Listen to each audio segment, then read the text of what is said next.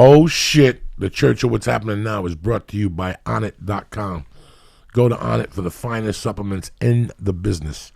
From Shroom Tech Sport to Shroom Tech Immune to Alpha Brain to the Hemp Force Protein. I love and use everything. Go to Onnit.com right now and press in. Church. Bam! And get 10% off delivered right to your home. They also have kettlebells and whatnot. I can't help you with those. Supplements, I'm the man to see. Go to Onnit.com and press in. Church. Bam! Number 2, bidets are back. The summer's coming. Swamp ass is your friend in the summer. If you live on the East Coast, St. Louis, Florida, by the time you get home, your ass is sweating. It sweats right through your fucking underwear to the middle of your ass. You got to go home. You're embarrassed. But listen, there's no reason to walk around with a stinky asshole. You know why? Because like I said, bidets are back. HelloTushy.com. Go to HelloTushy.com and press in. Church. Boom! And get 10% off your first order. You understand me? One of the best products out there. 60, 90-day guarantee. It don't matter. They'll take that fucking ass of yours and scrub it clean. Hit it, Lee.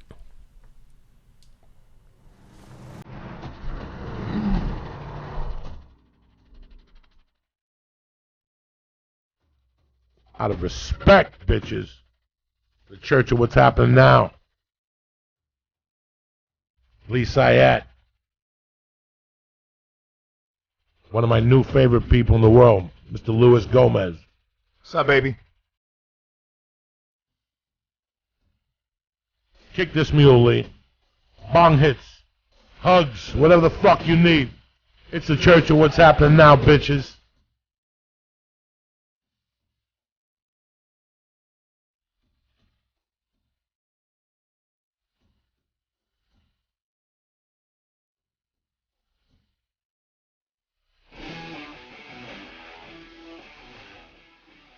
Are you fucking kidding me or what?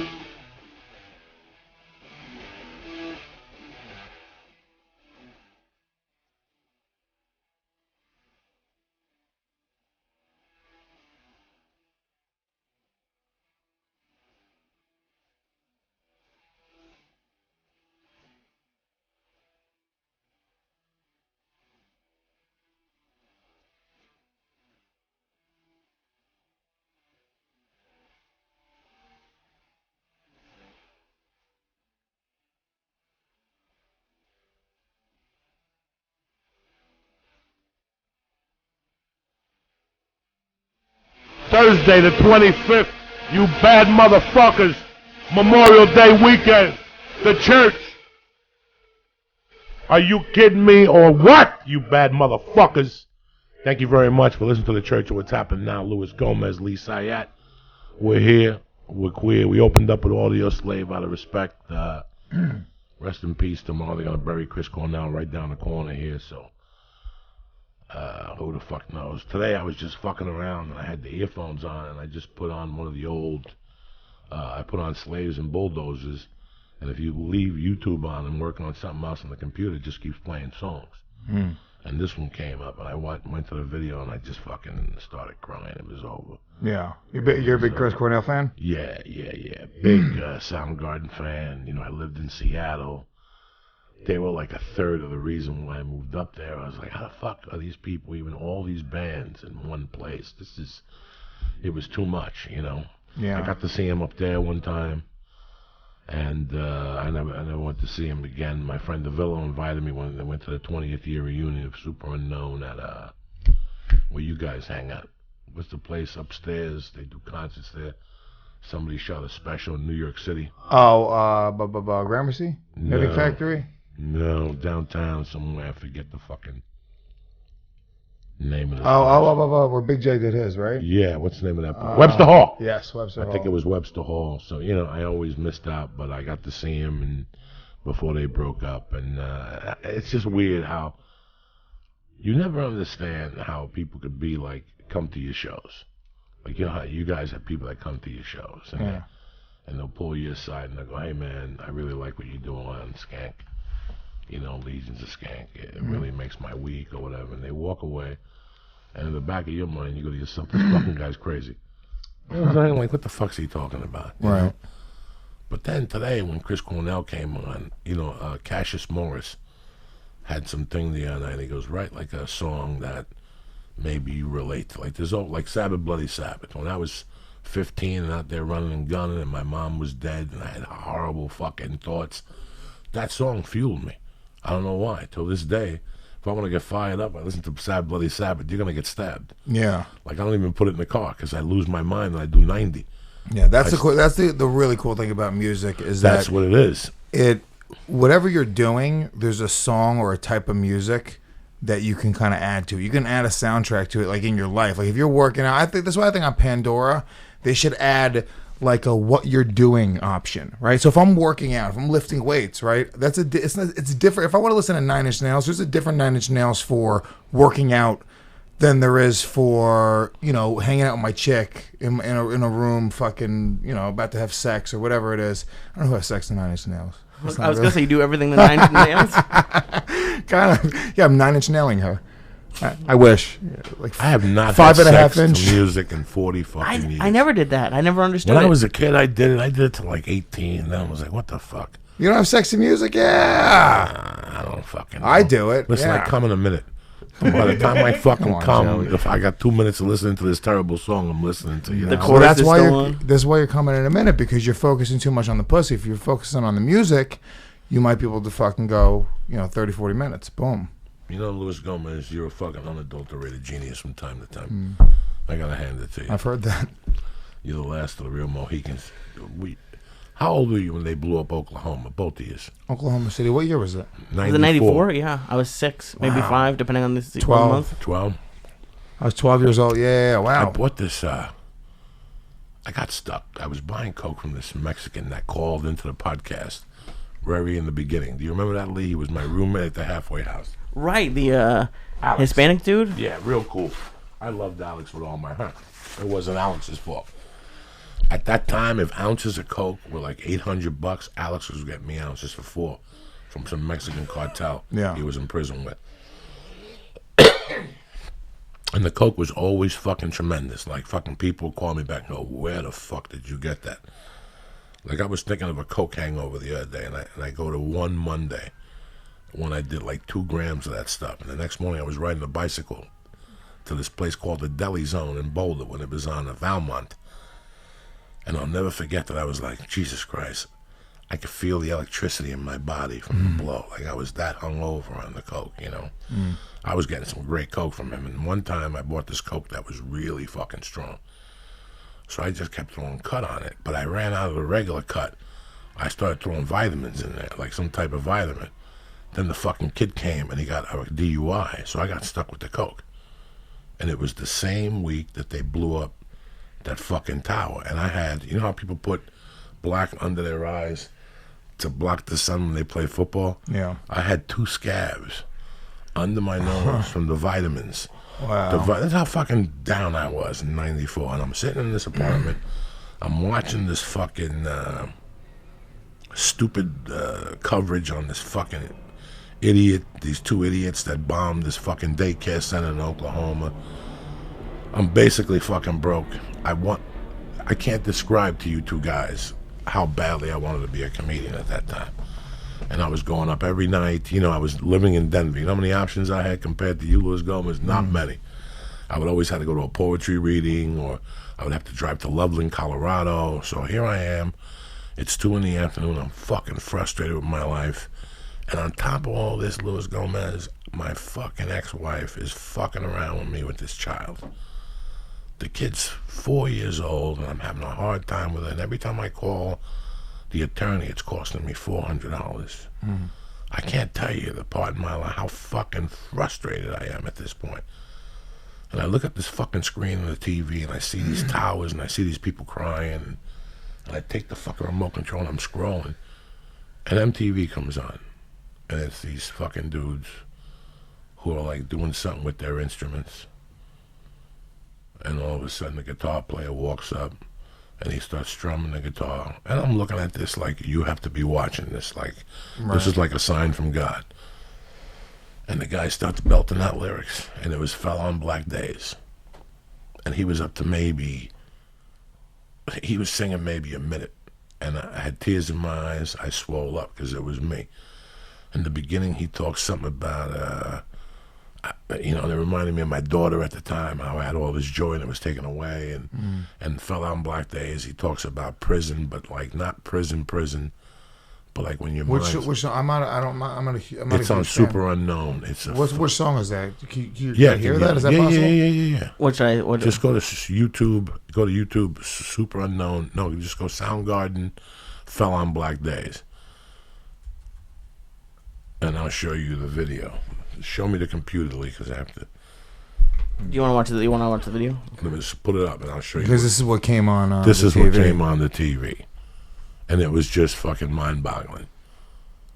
Whatsoever I feared has come to life. Whatsoever something became my life.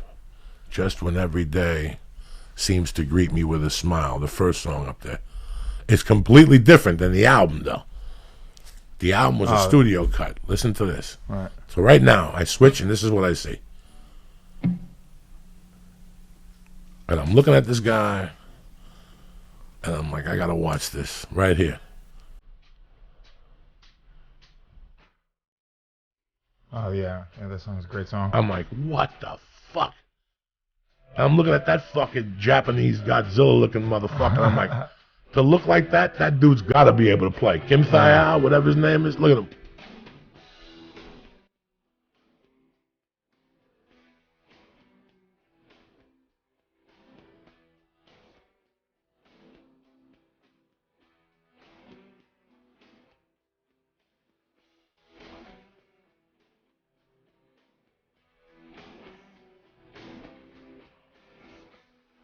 Yeah, it's completely different than the album.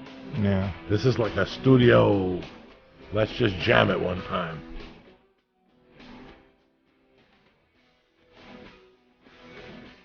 So funny, like, rock music was like, there was a few years where it was really simple and kind of like basic and kind of, it's just, you almost like, because I played in a band when I was probably from like 15 to like 18, and it's like, that was right around that time. I mean, it was like, 8th grade to like, 12th grade or whatever, probably around that time. Salty Blackflower was the name of my band.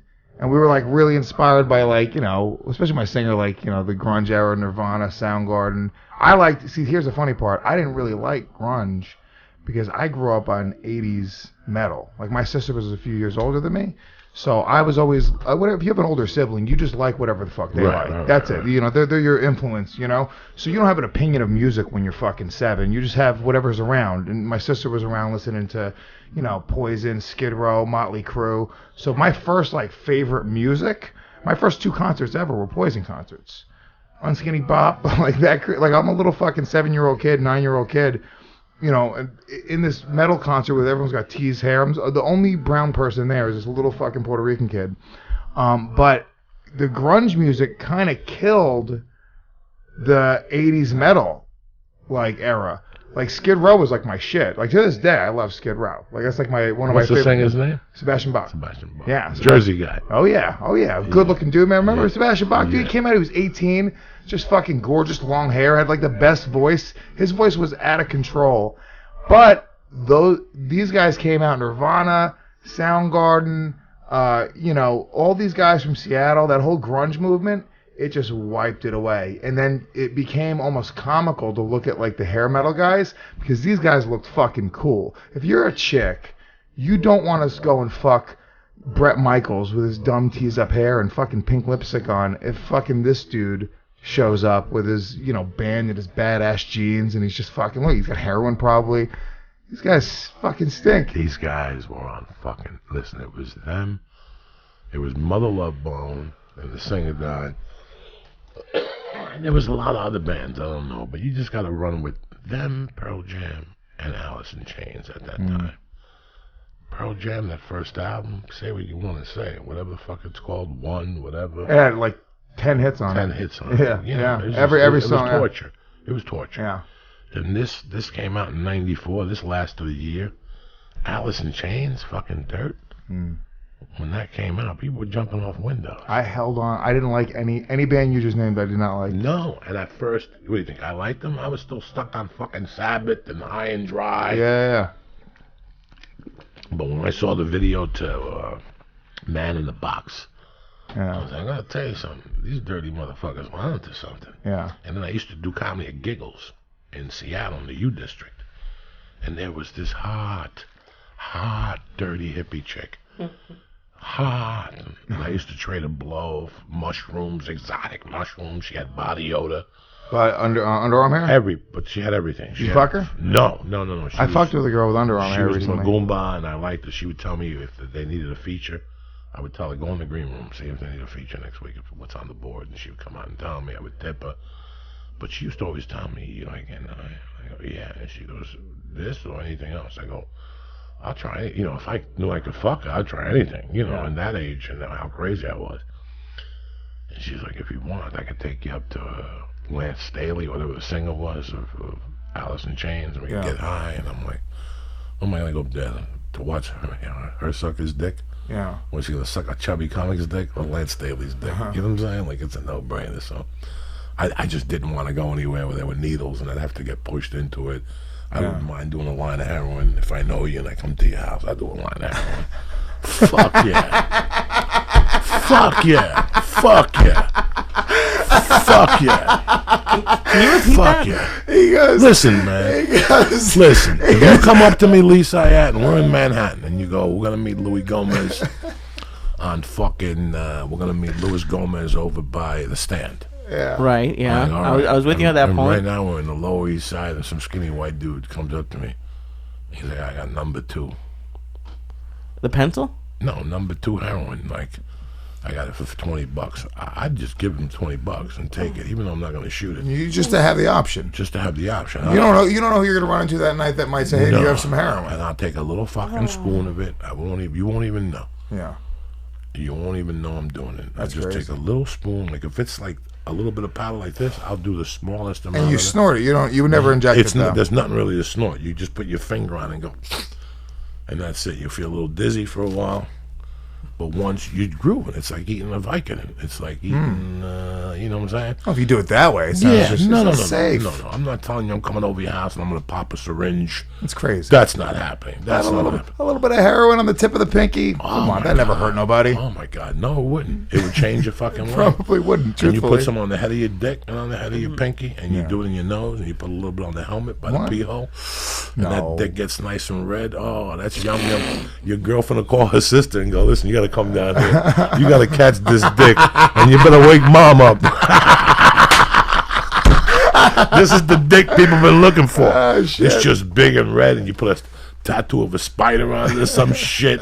Women will flock to your house to suck that heroin cock. It's like a submarine. You know what I'm saying? I've never. That's like the one drug because my mom was a heroin addict. Yeah, so you see it from a different perspective. I just, I have an ex-girlfriend who was a heroin addict. Like, it's just kind of crazy. I would never. It's kind of a scary thing. It almost, it reminds me of like just the same danger that I felt the first time I ever held a gun.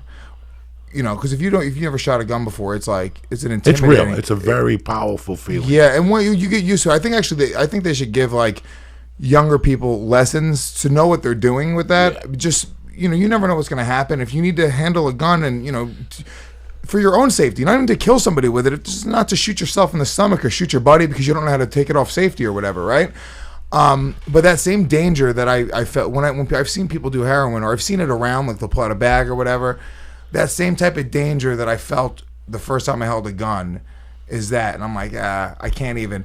And if none of my friends, literally nobody that I know, like openly would just do heroin. Like I don't know, but I think it's a different time in comedy now too, because people don't really openly do coke the way that they used to. No. It is very behind. And I'm very proud of that. Yeah, I'm very happy that. Well, it's a business now. Comedians are not thinking this is the fucking. When I came up, I was paying attention to Pryor, and I was paying attention to Kenneth, and I liked the stories. Yeah. That gave me the green light to act like a fucking asshole than I was with drugs at the store and shit like that. It gave me the green light. But if somebody came up to me, bro, if you're a comic, stick with the fucking reefer. Reefer, you want a couple beers? Anything else? When you get fucked up, the comedy world knows about it. Now you gotta go to AA and shit. Well, that's the other thing is they, I think because everyone's on Facebook and Twitter and it feels like everything's very naked. Like as soon as somebody, whatever it is, fucking somebody beats somebody in a roast battle or somebody gets into an argument in the comedy scene, it just travels very fast.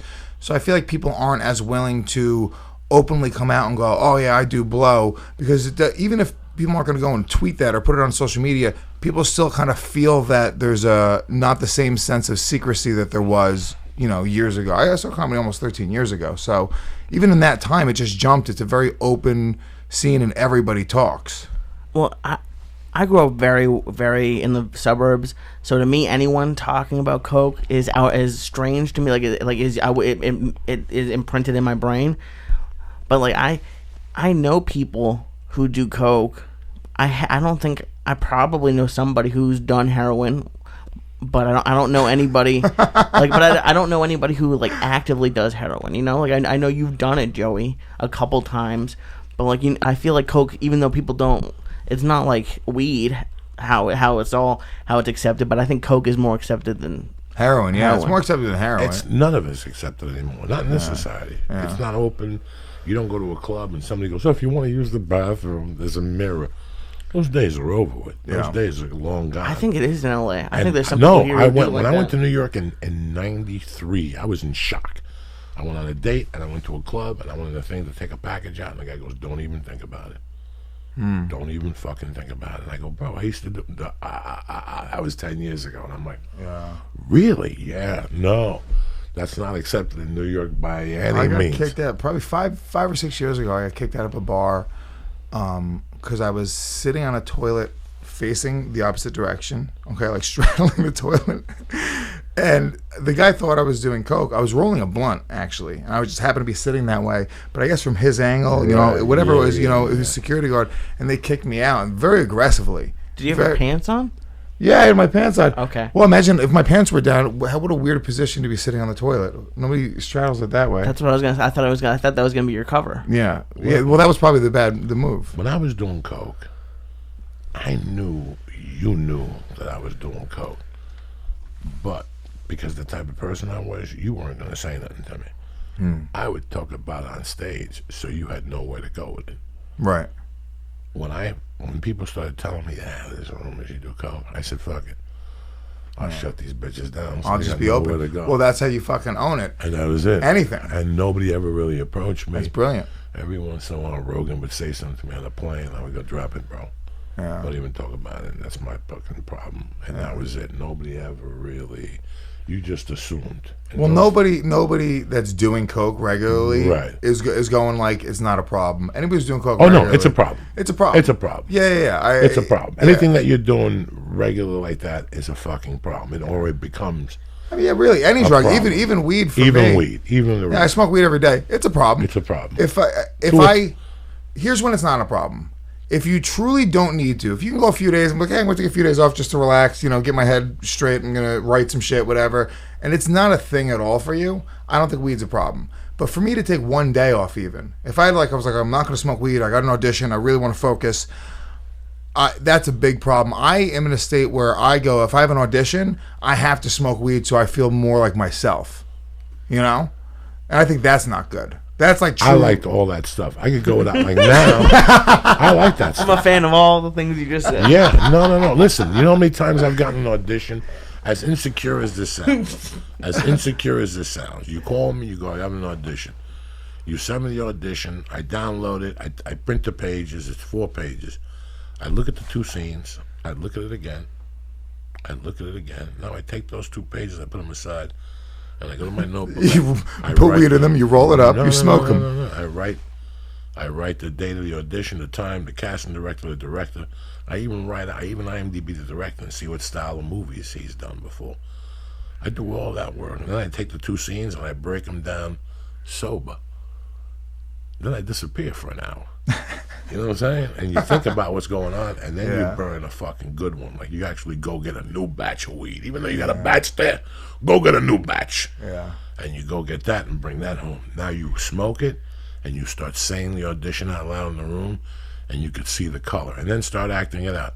What would you do when you walk in the room? You're just not going to walk in the room and go, Joey, wake up. You're going to turn the light on. Hit the switch. Live the fucking whole thing. Because that's when you go to the audition and you fuck them up. When you start flipping switches and bending over, and capturing that's when they're like, oh, this motherfucker did the work. Almost like it's not even just the weed. I think what that is just changing whatever variable it is, right? Right. Because I did this the other day. I did that roast battle show, and I had to memorize my jokes, and I went in the steam room, and I just had them all written out, and I memorized my jokes in the steam room, and because it was getting hot, I'm sweating, and it's kind of hard to concentrate. I feel like it made me memorize my jokes, number one, differently. I was looking at them different. I wasn't like, you know what I'm saying? Like it really, and I was also high too. So, but it was also like, I just feel like you're kind of just changing something. People do people do naked shows in comedy, right? Where they get naked and do their jokes. Some people think it's stupid. I think it's kind of an interesting thing because if you're doing your jokes and there's this extreme thing where you're super self-conscious, embarrassed, whatever it is, and you still go up and you're trying to kill, there's something interesting about that exercise. There's something interesting about kind of like challenging yourself and also performing your jokes in that way. You're never going to go that far. You know what I'm saying? You're never going to get that experience. So who knows where you're going to go with that joke or something you might say that you would never say in a million years. So I think it can be valuable. I thought it was crazy. I never looked at it from that perspective. I always thought it was crazy. It is kind of crazy. I mean, who goes to I the wouldn't show? do it. If I had a big dick, I'd do it. No, if listen, I do it with a little dick. That's where you get more action. I You know know. what I'm saying? No. Little dick motherfuckers, and they take their pants off. That's when they get action because the chicks feel bad for you. So they'll try to suck that thing big, No. and they'll realize it's just a fucking old folks' tale. No. That's not true. This is not true. Who would go to see nude comedy unless you was going to support somebody? But us three in the room would not we're go see creeps. nude comedy We're creeps. unless one of the chicks was banging on that. And we're just going to sit there and salivate at the mouth and then go up to her afterward and tell her how great she was. We're doing a naked roast battle. We combine the two hottest shows, the naked show and the roast battle at Skank Fest, the comedy festival we run, that I tried so hard to get Joey Diaz to come out to. So fucking hard. The hardest man in the world to book So for a New York show. What do you? It's a naked roast battle, okay? Oh my God. Yeah. But people, dude, it was the hottest show. We did it last year. It was fucking crazy. We had some hot chicks on it this year, but there's some people are not good looking at all. But it's like I'm telling you, it's not as weird as you think, man. The reason it's packed out, it's gonna be like crazy packed. But that side of it goes away very quickly. The sexual side of it, it's like you're really watching them for like the embarrassment, just what you're almost on the edge of your seat waiting to see what happens. And it was pretty cool, man. Everyone's very respectful. Nobody takes pictures. Like we have a rule where you can't take out your phone or anything. But yeah, it's pretty cool. I think you dig it, man. I think we have Ari Shaffir. He judged it last year. He's doing it again this year, naked, completely naked. Earl Skakel's coming out to judge it, completely naked. Bronson Jones. These guys all got big fucking dicks, though. So that's it. I mean, that's really what it comes down to. If you got a big dick, boom, or a hilariously tiny dick. But if you have an average sized dick or a slightly below average sized dick like me, no, It's not gonna work. yeah, it looks like a big toe. My dick when it's not hard. Yeah, it's a shower, right? Yeah. Yeah, what are you supposed to do? It just sinks in, and then it's gonna sink into my body. Like it's just gonna slowly protrude and turn into a pussy. I'm telling you, when you're embarrassed, oof. And you're in front of people. It's not like you don't want to like get it ready like you're gonna have sex. Like you don't want to bone. No, you're not boning up. There's no way. There's nothing sexual about it. So there's no way. I'm gonna get boned up and keep it semi-erect. No. If you're embarrassed, fuck that. Is there a rule like don't talk about? Well, obviously for the roast, maybe there is. There isn't. But for the comedy, like I would think everyone would be talking about being naked. And it might get a little bit. Do people like try to do their regular jokes? I guess I don't know. I only saw it once, and it was to see hot chicks. But I'm sure other people. It's so crazy how the only thing I'm interested in is stand-up comedy. Yeah. Like it's so short-sighted. It's so it's so unlike me, but that's all I ever want to do. Yeah. Like I remember when they'd invite me to do Latino comedy. I needed the $50. I would do the show, but it really bothered me. Like, why can't we just do comedy? Yeah. You know what I'm saying? Because we got 6 picks on the fucking lineup or whatever. All those type of things always. I went somewhere one night and they were doing a show and they asked me to go up, and then after every joke they played a horn. I was ready to take that horn and fucking light it on fucking fire. You know what I'm saying? I'm one of those guys. I'm like, It's stupid. Yeah. let me just do my 10 minutes and then you can do whatever you want. I don't like, there's just a lot of things, and they're very interesting ideas, and I understand where they're coming from. I just want to fucking stand up. I can never roast anybody. I could, but I don't want to. No, you don't want to. I don't want to. But here's the thing, you don't though. It's so fucking weird how I don't want. I'm not interested. You do this podcast, so it's the same shit. Technically, think of all of this, right? It's just changing some of the variables, changing some of the parameters. It's just another form of whatever your comedy is. You put it in whatever vessel or vehicle. If you went for a roast, it's Joey Diaz, right? If you do a podcast, it's Joey Diaz. If you're fucking sitting in a car smoking a blunt with your boy, talking, Joey Diaz, stand up, boom, same thing. They book you on roles because it's you. You know what I'm saying? You get casted because it's you. You know what I'm saying? Right. So all of your comedy always goes into that. So in my opinion, I'm going like all of these things are just kind of practice for the industry. Somebody's going to tell you to write on a TV show one day. You got to take your form of comedy and put it into this other vehicle. Maybe you're not comfortable doing that. So you do a roast battle, you do some fucking stupid show, some specialty show, brand new, you read from a newspaper, come up with a joke on the spot or whatever. I think it's also exercising a muscle. So weird how bad I am. Yeah. Like, but you don't need to. You're a fucking headliner. No. It these doesn't guys matter. I did. What's his name? What's the photographer? Troy Conrad has a show. Set list. The set list. Oh, I ate a bag of dicks. A bag of dicks. Is that where it's all brand new jokes? I don't know what it is. It's like they throw a topic at you. I thought it was the one with the screen behind you, right? I don't know. I don't even want to remember. You know what I'm saying? I don't even remember. You just showed up. It just doesn't interest me. It's a really popular show. I just want to do stand-up comedy. Go check it out. Joey will not be there. Yeah. I want to do my 15 minutes and go home. If you're playing the flute and all that shit, I'm not in. If you got a horn or an MC that's a midget and that's your novelty. One of the ones I saw you at once was a burlesque one with like the naked women running around backstage, and he freaked you out a little bit. They do not need to, and I don't want to hate because I know there's a lot of shows that do this, but it's a problem. They do these burlesque / comedy shows, and I think the ones that are successful are all female. Because I know somebody in New York who does one with all females and all female comedians, and they kind of have like a code where you don't make fun of the burlesque chicks, right? But I did one where it was like they just mixed in regular comics that they were showing up for a fucking gig, and then these burlesque chicks were showing up for a gig, and we're just fucking assholes. So all the comics are just making jokes about these chicks. These burlesque chicks, they're very serious about what they do as like an art. Like, we're just fucking calling them hookers basically and just having no respect for what they do. And we were wrong technically, but I mean, they were not happy. They like went, they were like really like, it was like a whole thing. You can't combine those worlds, or at the very least, if you're going to do that, everybody's got to be aware. They do that at bar shows a lot, where it's like somebody will book a bar show, and there'll be people at the bar show just hanging out, like just watching a game or whatever, having some beers with their friends, and then 8 o'clock hits, boom, and they turn off the TVs, and then they drop some shitty comedy show on them, and then you're interrupting their life. Like, this is where they go every day after work, and then all of a sudden this is this new comedy show, and then boom, you got to fucking be dropped into their world. Now, let me tell you one thing. Now, if you come to me and you go, Joey, let me talk to you. I got this spot in the Bronx. I got 12 dancers, all of them are 10. It's $50 to get in. They're all banging. It's a strip club, all nude. I need for you to do 15 minutes. Pick up the small $250. Would you do me the favor? Yes. You know why? Because Lenny Bruce did strip clubs. So I'm always open to strip club. I don't mind a strip club. And guess what? Don't invite me to one that serves steak or lobster. I want to smell the fucking yeast infection as I come through the door, because that's where I fit in. Yeah. If you invite me to the one with the steaks and the cabaret, it's not the same. It's two different types of people, Joey. I know what the fuck. I know what I'm looking for. I know what the fuck. I know if you came to me and said, Joey, I got a brilliant idea. I got a guy over at fucking whatever. He'll give you this amount of money. I got this strip club. It's called The Cave. It's in the Bronx, in the Boogie Down.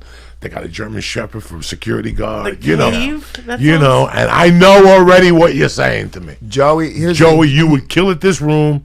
Come down. I would tape a fucking HBO special there. Yeah. With chicks behind me dancing, fucking putting bottles in their pussy. Yeah. And I just look straight ahead and keep fucking throwing. Yeah. I believe in that just shit. C-section scars in their body, a little bit overweight. Yeah. No. I want them to be banging. Well, here's the thing. Maybe right? one could be shot. One got shot. She lost a fucking finger. I don't mind. Like Japanese one. There's two different types of people, right? Yeah. So there's the people that will go... And this is Lee, and this is you're a better person, Lee. So don't take this offensively. You're the type of people that'll be like, hey, let's go to a strip club, right? And Lee's the type of guy that's he's gonna look up on Google what's the best strip club like where's the nicest place to go. It's Right. gonna have a He's dress an amateur code. right. It's gonna have a dress code. It's gonna be nice. He's gonna Yelp it. He'll Yelp it. He'll too. definitely He'll Yelp it. Make He'll sure it's got contact the actually. people. Yeah, of course. Make sure that the party is fine. They're gonna have a reservation. And it's gonna be amazing. It's gonna be a really incredible experience. It's gonna be a bachelor party. Unreal. Everyone's gonna have their nice clothes on. It's gonna be unreal. Me and you, it's like I'm gonna say, Joe, you want to go to a strip club? You'd be like, all right, cool. Me and you we're not gonna tell anybody that we're going there because we're not proud of this. We're not bringing our friends. We're not bringing a big group of people.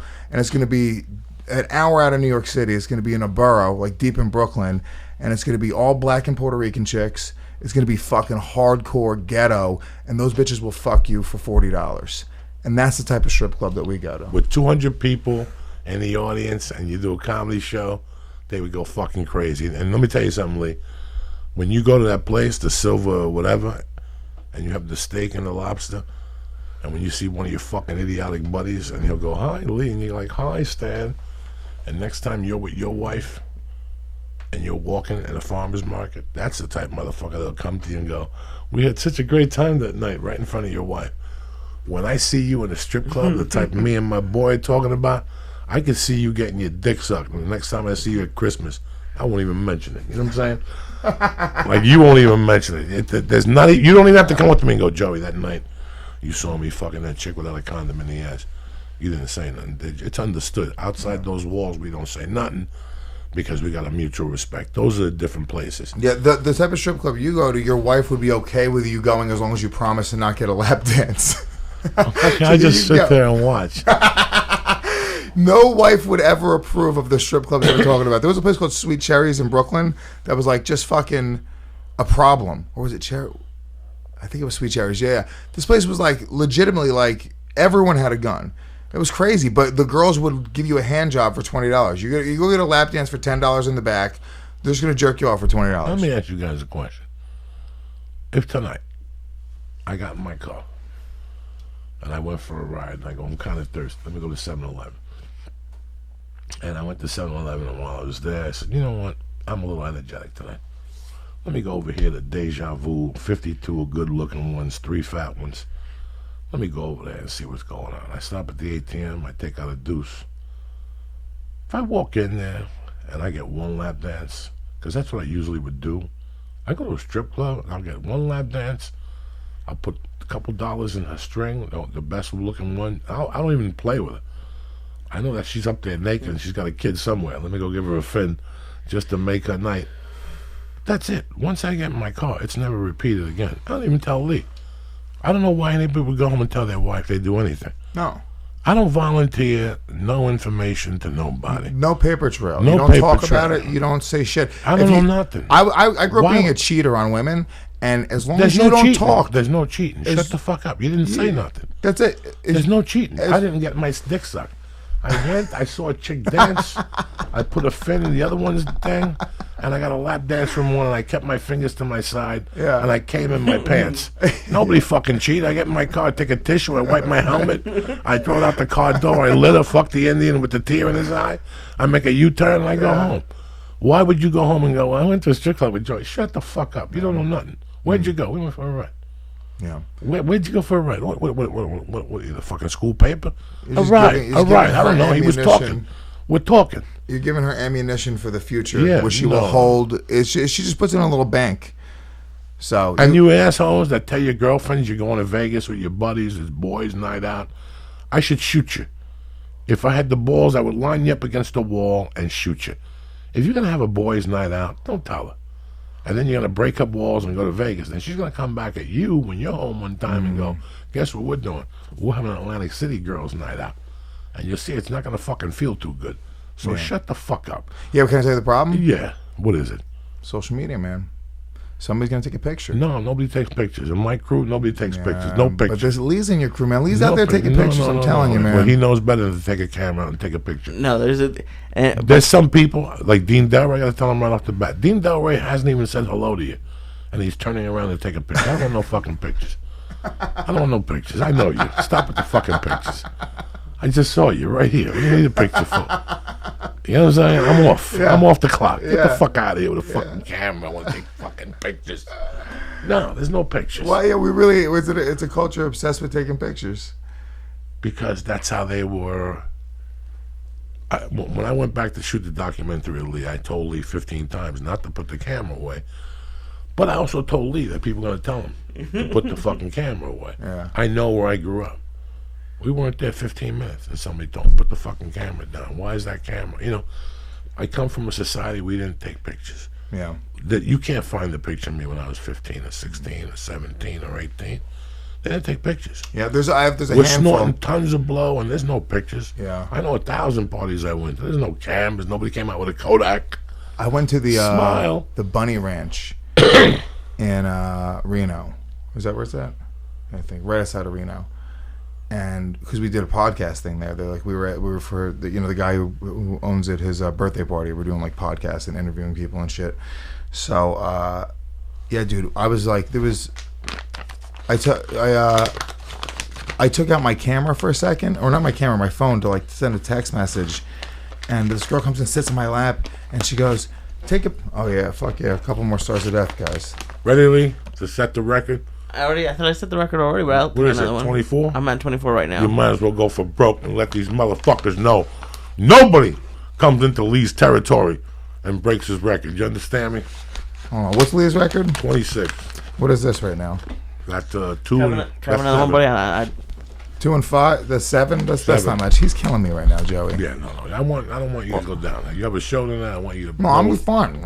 I told you right now. Last time you didn't believe me. Very limited. I'll take a bong hit. Whatever you want. I'm not fucking. I'm telling you, I'm a We'll fucking give you around. the savage. Here, do the savage of death. I love it. But no, the girl sits down on my lap, and she goes, take a picture. She literally told me to take a picture. She's a prostitute. I was like, what? I was like, take a picture. She's like, yeah. What are you talking about? Those girls out there, because it's legal, their whole game is social media. Their pictures, they have profiles on the website. It's crazy. It's such a weird thing when you go to that situation where it's legal.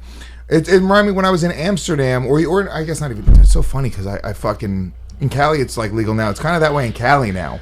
If you come back from Cali to New York City, you go from smoking weed, very freely and very like whatever, everyone just does it, to going back to New York City and feeling like a fucking criminal.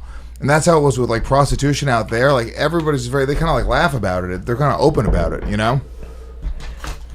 Okay. Have you ever been to Thailand or anything like that to do it? Because there's people who travel now just for that, just to go to Prostitutes? Yeah. No. Well. Ari Shafir? If you go to Thailand, it's because you're looking for little 6-year-old boys. No, they have girls there too. No. Well, yeah, 6-year-old fucking girls. No. Oh God. Like I said, I've never been a big picture guy. All right. After the show, you really, really want to go out. After every show in every fucking city, I'd really, really like to go out and get a beer. But you know why I can't? Because they wouldn't stop with the fucking pictures all night.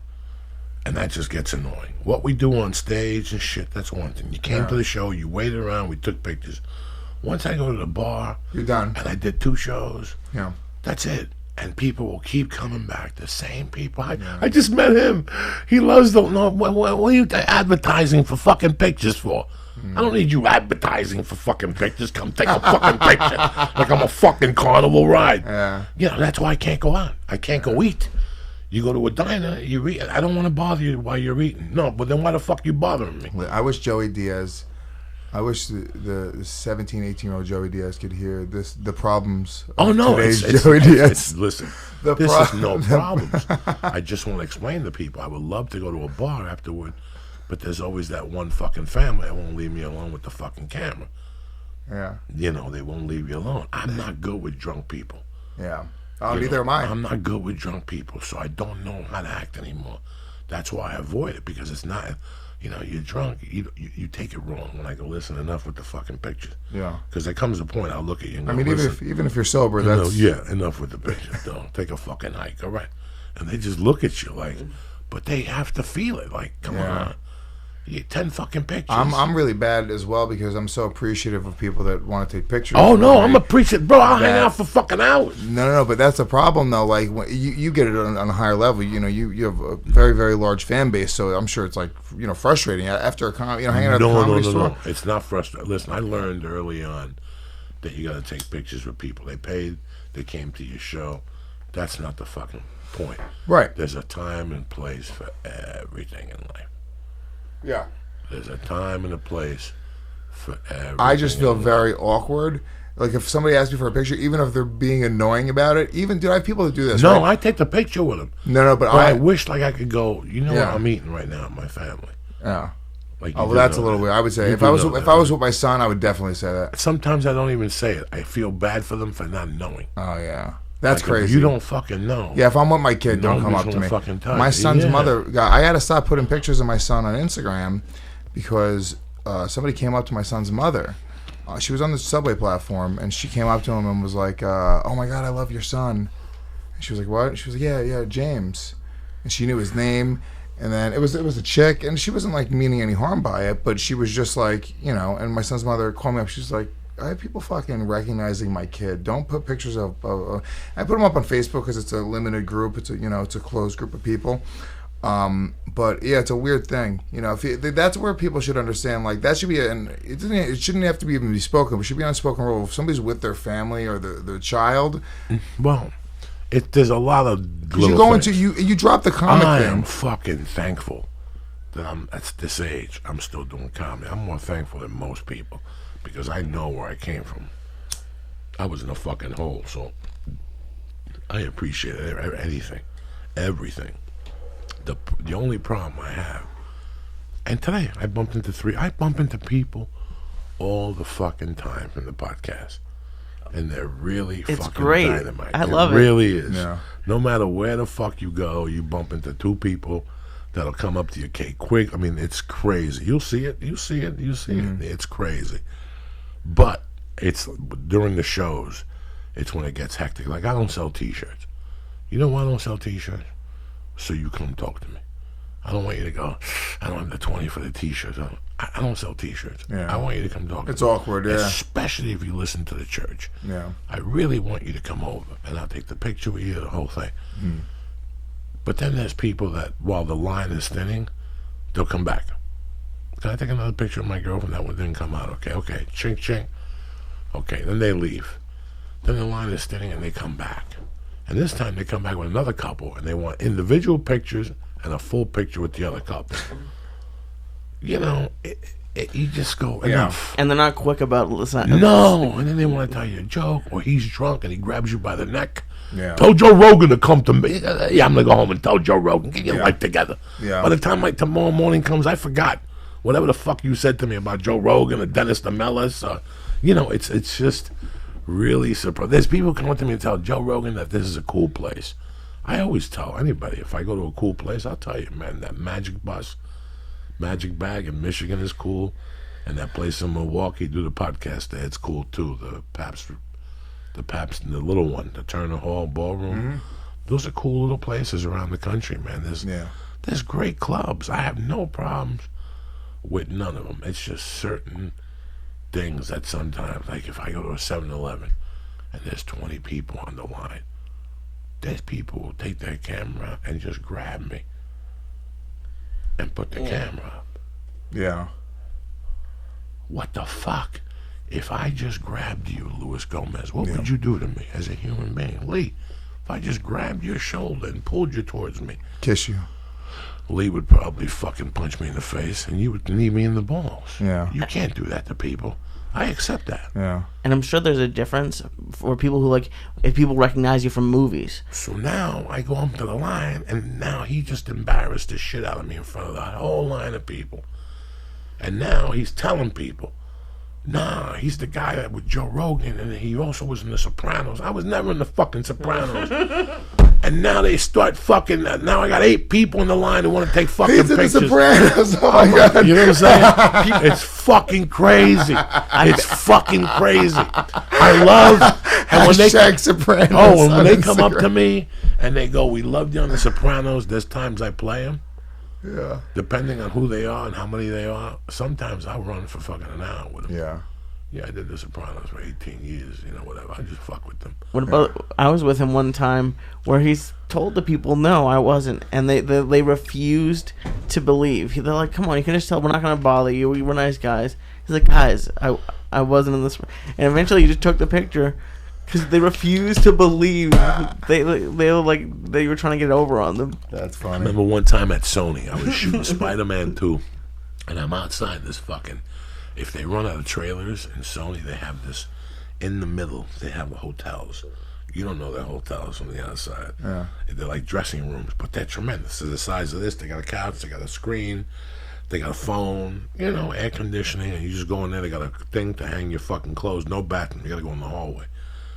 But I remember one time standing in front of there smoking dope, and they were doing a tour at Sony down on Culver City. They were doing a tour in Culver City. And dog, these people on the little trains, you know, like when they take you ever see those little trains, and people are like, wow, this is beautiful. And all of a sudden, I saw this couple go like this, bro. They just looked at me, and they locked on, and all of a sudden the wall stopped them. You know what I'm saying? That was it. You give them 6 seconds. These motherfuckers jumped off the train and came running at me going, big pussy, big pussy. The people, the fucking guy in the train is going, get back on the train, get back on the train, you're part of a tour, there's a violation, get back on the train. They're like, hold on, this is big pussy. I go, no, I'm Joey Diaz, I'm a comedian. Bro, they would not fucking stop. They were relentless. But, and I've told this on the show before, the best one ever was I was coming home from Rascals. Yeah, Jersey. West Orange. No, the Shore. Yeah. And that night, I found where my buddy's stash was. I would stay with him for the weekend. Me and him had a deal. I would stay with him for the weekend. He would give me a little bit of blow and shit like that, but he was a tightwad. I knew he had like an ounce in his room. So I went in his room one day, and he had like this big rock of coke, and I took this fucking chunk of it. A fucking chunk. And I hid it in the garage, and I fucking, and his mother made chicken cutlets, which are my all-time favorite. Yeah. With cream corn and mashed potatoes. Stop. Security. With dipped in flour and breadcrumbs. Now these That people, wasn't enough for you, Joe. You still took his rock. Oh, I had to take his rock. He was a Silly. bro. This guy has done. I'm still getting bills. I just got a $17,000 bill for. He put my name under that thing when you go through the city, the gas pass, Oh, yeah? and I owe him 17 grand. Like I got a fucking letter. My wife went fucking bananas like a month ago. Oh, he did it again? He did it again. He took my You took identity. that rock. No, this was please. He took the identity way after the rock. The rock was the least of his problems. Yeah. No, that was his thought process. It was like, you ate my mom's chicken. I ran with him. No, I would stay at his house because I cut a deal with him. I grew up with them. I was kids when I met them. Yeah. And on Friday night, I would take his truck. I would fly back and I'd do Rascals and we'd hang out. I'd work with him. I'd help him fucking deliver fish and shit. He'd give me a couple hundred. I loved him. Even if he didn't give me money. You know what I'm saying? I would still do it. And I liked it. You go to the Fulton Fish Market and shit. We get bacon, ham, and egg on a fucking roll in New York at 4:30 in the morning. Do they do that in California? Bacon, egg, and cheese on a roll? Like, With ketchup? Please, go shoot yourself. You got a better chance of They fucking... do it. They make it. No, they don't do You it. know the way I'm talking about on that Yeah, Kaiser fucking bun or Yeah, whatever it is. no. Yeah. They don't even... Three over easy They won't- eggs. They always overcook them too much. Yeah, no, they won't do them. Some fucking American cheese. They don't even understand what they'll Some give bacon. it to, they'll give it to you, and the fucking yolk, the white, will still be soft. Come on. And you're biting it. Yeah. They used to be one place because we trained the fucking guy. The Sunset Grill. The Sunset Grill. You fucking stood over I'm gonna him. tell you who trained him. I'm gonna tell you who trained him. Yeah. Buffy's boyfriend and Buffy the Vampire Slayer. Now he's still on TV. He looks like Steve Renazizi. He's on that show now with the chick cop on TNT. They've been on for 10 years. The kid's got to be a gazillionaire. He's from Philly. Yeah. And he used to go in there. One day I went in there and he's telling the guy, nah. You got to whip the egg good, American cheese only. Yeah. Put a slice of tomato on that motherfucker, some ham. Put some butter, put some ketchup. Yeah. Fry up the fucking buns. He had the guy trained. Croissant. Sometimes you open the fucking little bag croissant. Yeah, If you want to be Yeah. high class one day, but woo, spend an extra $1. You're gonna get upset. Just get ham and eggs and call it a fucking day. Yeah, it's good. I like They the have food. no I like idea. because you have healthy options here. And I went to this fucking spot, Griddle, the Griddle. The grill Cafe? on Sunset. Yeah, they fucking kill you. Wow, That's a big breakfast. that What- place was banging. Did you get French toast or something like I that? didn't fuck with. I tried it, but I got the healthier shit. I got a fucking bowl of meat and eggs. I'm back on the diet. That's why. They give you like potatoes there. Yeah, but I tell them to hold the potatoes. Yeah, no, obviously. Yeah. You ever been there, dog? No, I haven't really done anything. I haven't been to the Apple Pan or anything. You don't need to go to the Apple Pan. Take your wife to this fucking place for breakfast one day. It's ridiculous. It's Leave stupid. here at 8 It's in the stupid. morning and stop being a jerk. Will there be a line? Yes. Not if you go at 8 in the morning. Or not during the week, probably. No, not during the week. No, not even on a Saturday. You gotta go. These people go out on Friday. Those type of people go to art shows on Friday. Yeah. See, that place used to be dead. Then Lindsay Lohan went in there one day before her trial, Yeah. and that place started getting packed. Yeah. That place gets fucking packed, and I like it. I love just it. don't have the patience to wait. But if you sit at the counter, there's always a spot. I would let if you're grading it on like a 10-point system for food, I would lose 2 or 3 points in quality of food for a quieter restaurant that I don't have to deal with people being around me, Right. bumping into shit, waiting for food.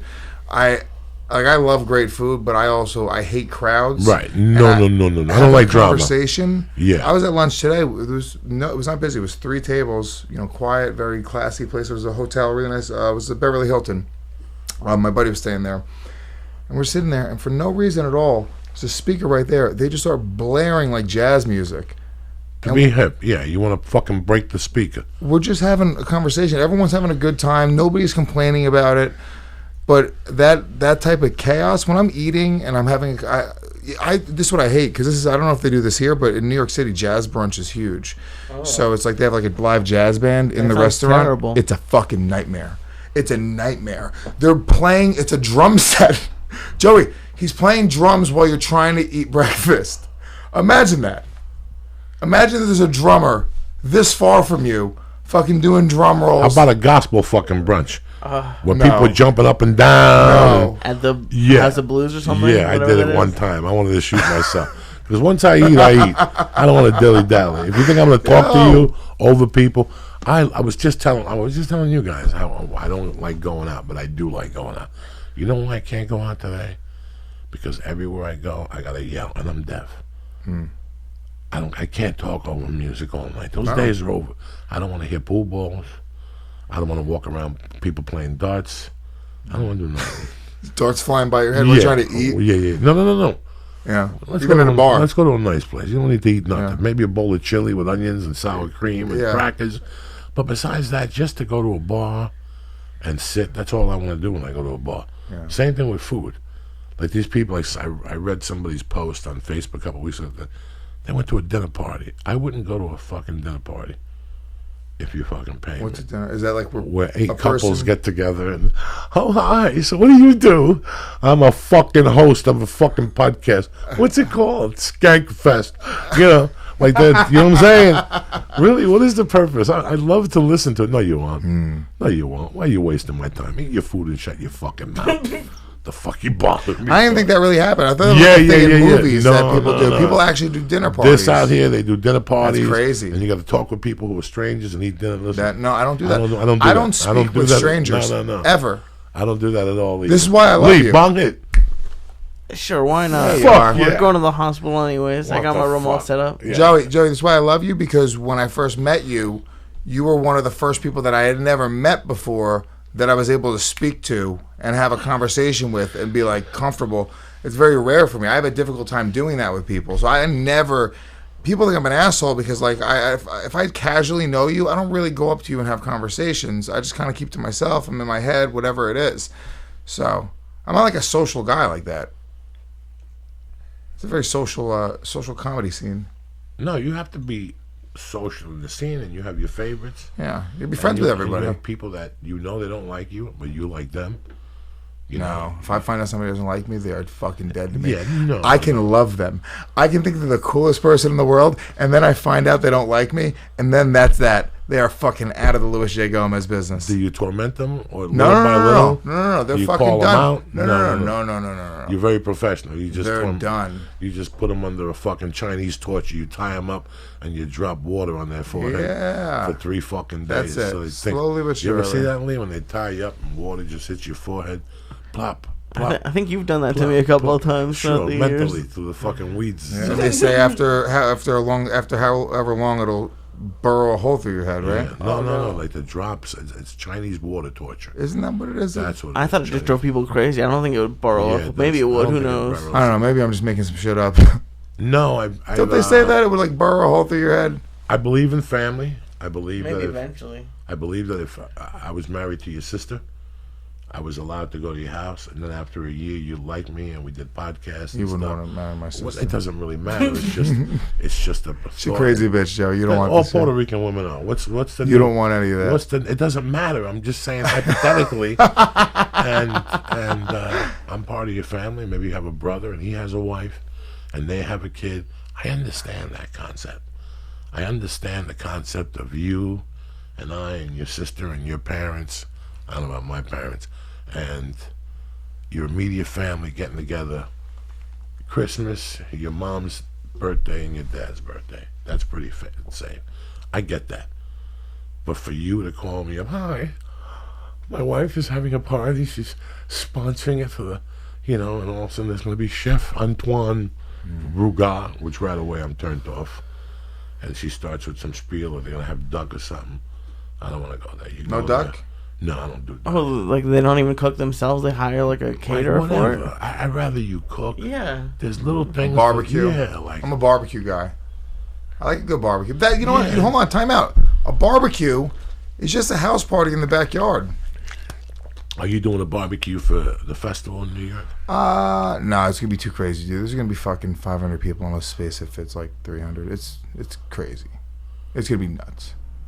No room for a barbecue, but the place serves tacos and good food, and we got it starts off in one venue, which is the Creek in the Cave, which is two. There's an upstairs, downstairs, plus a big back patio, and then later in the evening, once it starts to really fill up, we're moving over into a huge like industrial loft space, which is like fits 500 people, but it's gonna be fucking crazy.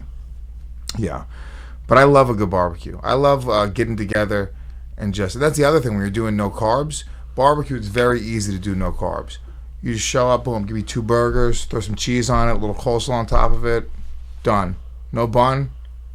Ribs, easy. Hot dog, but just the sugar in the barbecue gives you carbs, so.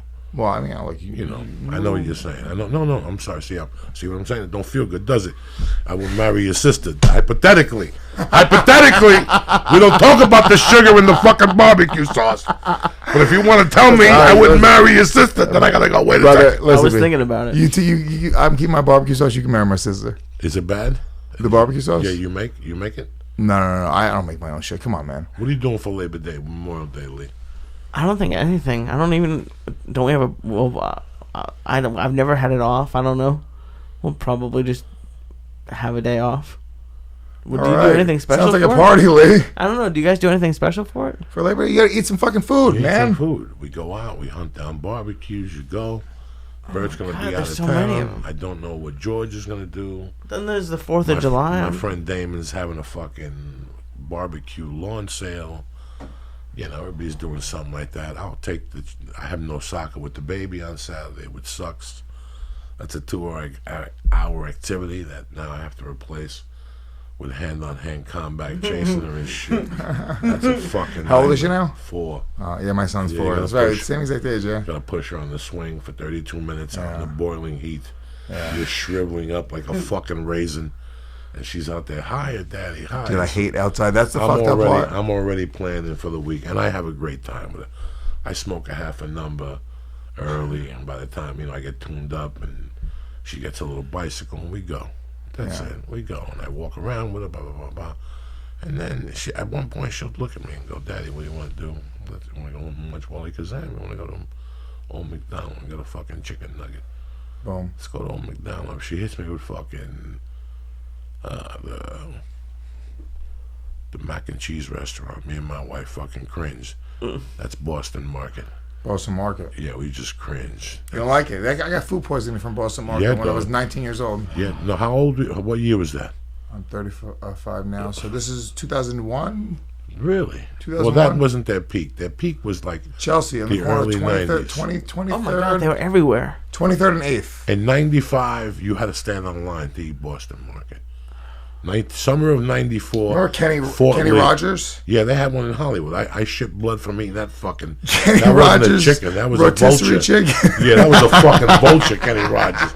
He still owes me a song at my house. That was the worst piece of shit food. I had tons of money. I had a Taco Bell commercial that was running up a storm. I'm taking this fucking money. I'm snorting blow in a hotel in Hollywood, and I'm eating every bad food there is. I'm going from 340 to 380 with a fucking jump. I'm not kidding you. Yeah. I was on an eating tear. And I remember with this one particular day, I got up, all still fucked up, snots in my nose, coke. I took a shower, and I went up to get breakfast. And in those days, on Saturday night, this diner, they had a karaoke transvestite night. And it was big in Hollywood on Saturday nights. Look, better than a regular Let me tell you karaoke something. night. I went and had the breakfast there. You know when you're coked up the night before, you had 22 fucking beers, you ate some pussy, you spent some money, now you're fucking hungry. Yeah. I couldn't even eat the breakfast. It looked like the breakfast of my cousin Vinny when they gave him the grits and the eggs were sliding. Yeah. The eggs were raw and the potatoes were raw. I just looked at the guy, I gave him $10 and I walked out. And I went to another breakfast spot that's not there no more, and they were tremendous. And I'll never forget, by the time I walked to La Brea, which is a 20-minute walk, I was already hungry, cuz. And I shot into Kenny Rogers' vulture fucking stand over there. And I walked in there, and let me tell you something. If Trump would have been the president, he would have locked him down. He already had Africans working for him and shit. He had like this weird race of people. There was 2 restaurants that always gave me the creeps in Hollywood. Yeah. That Kenny Rogers, when I went in there, I didn't think they were legit. I thought this was like a joke because you had like Africans working in there, like the ones that kidnapped Mr. Phillips, the ones that kidnapped what's his name? Oh, Captain Phillips. Captain Phillips. They were those type of fucking Africans. Yeah. They weren't big in fucking 97 out here. Yeah. They just worked there. They didn't even have like, can I speak to the manager? I am the manager now. I am the man. Like there was no Mr. Phillips. There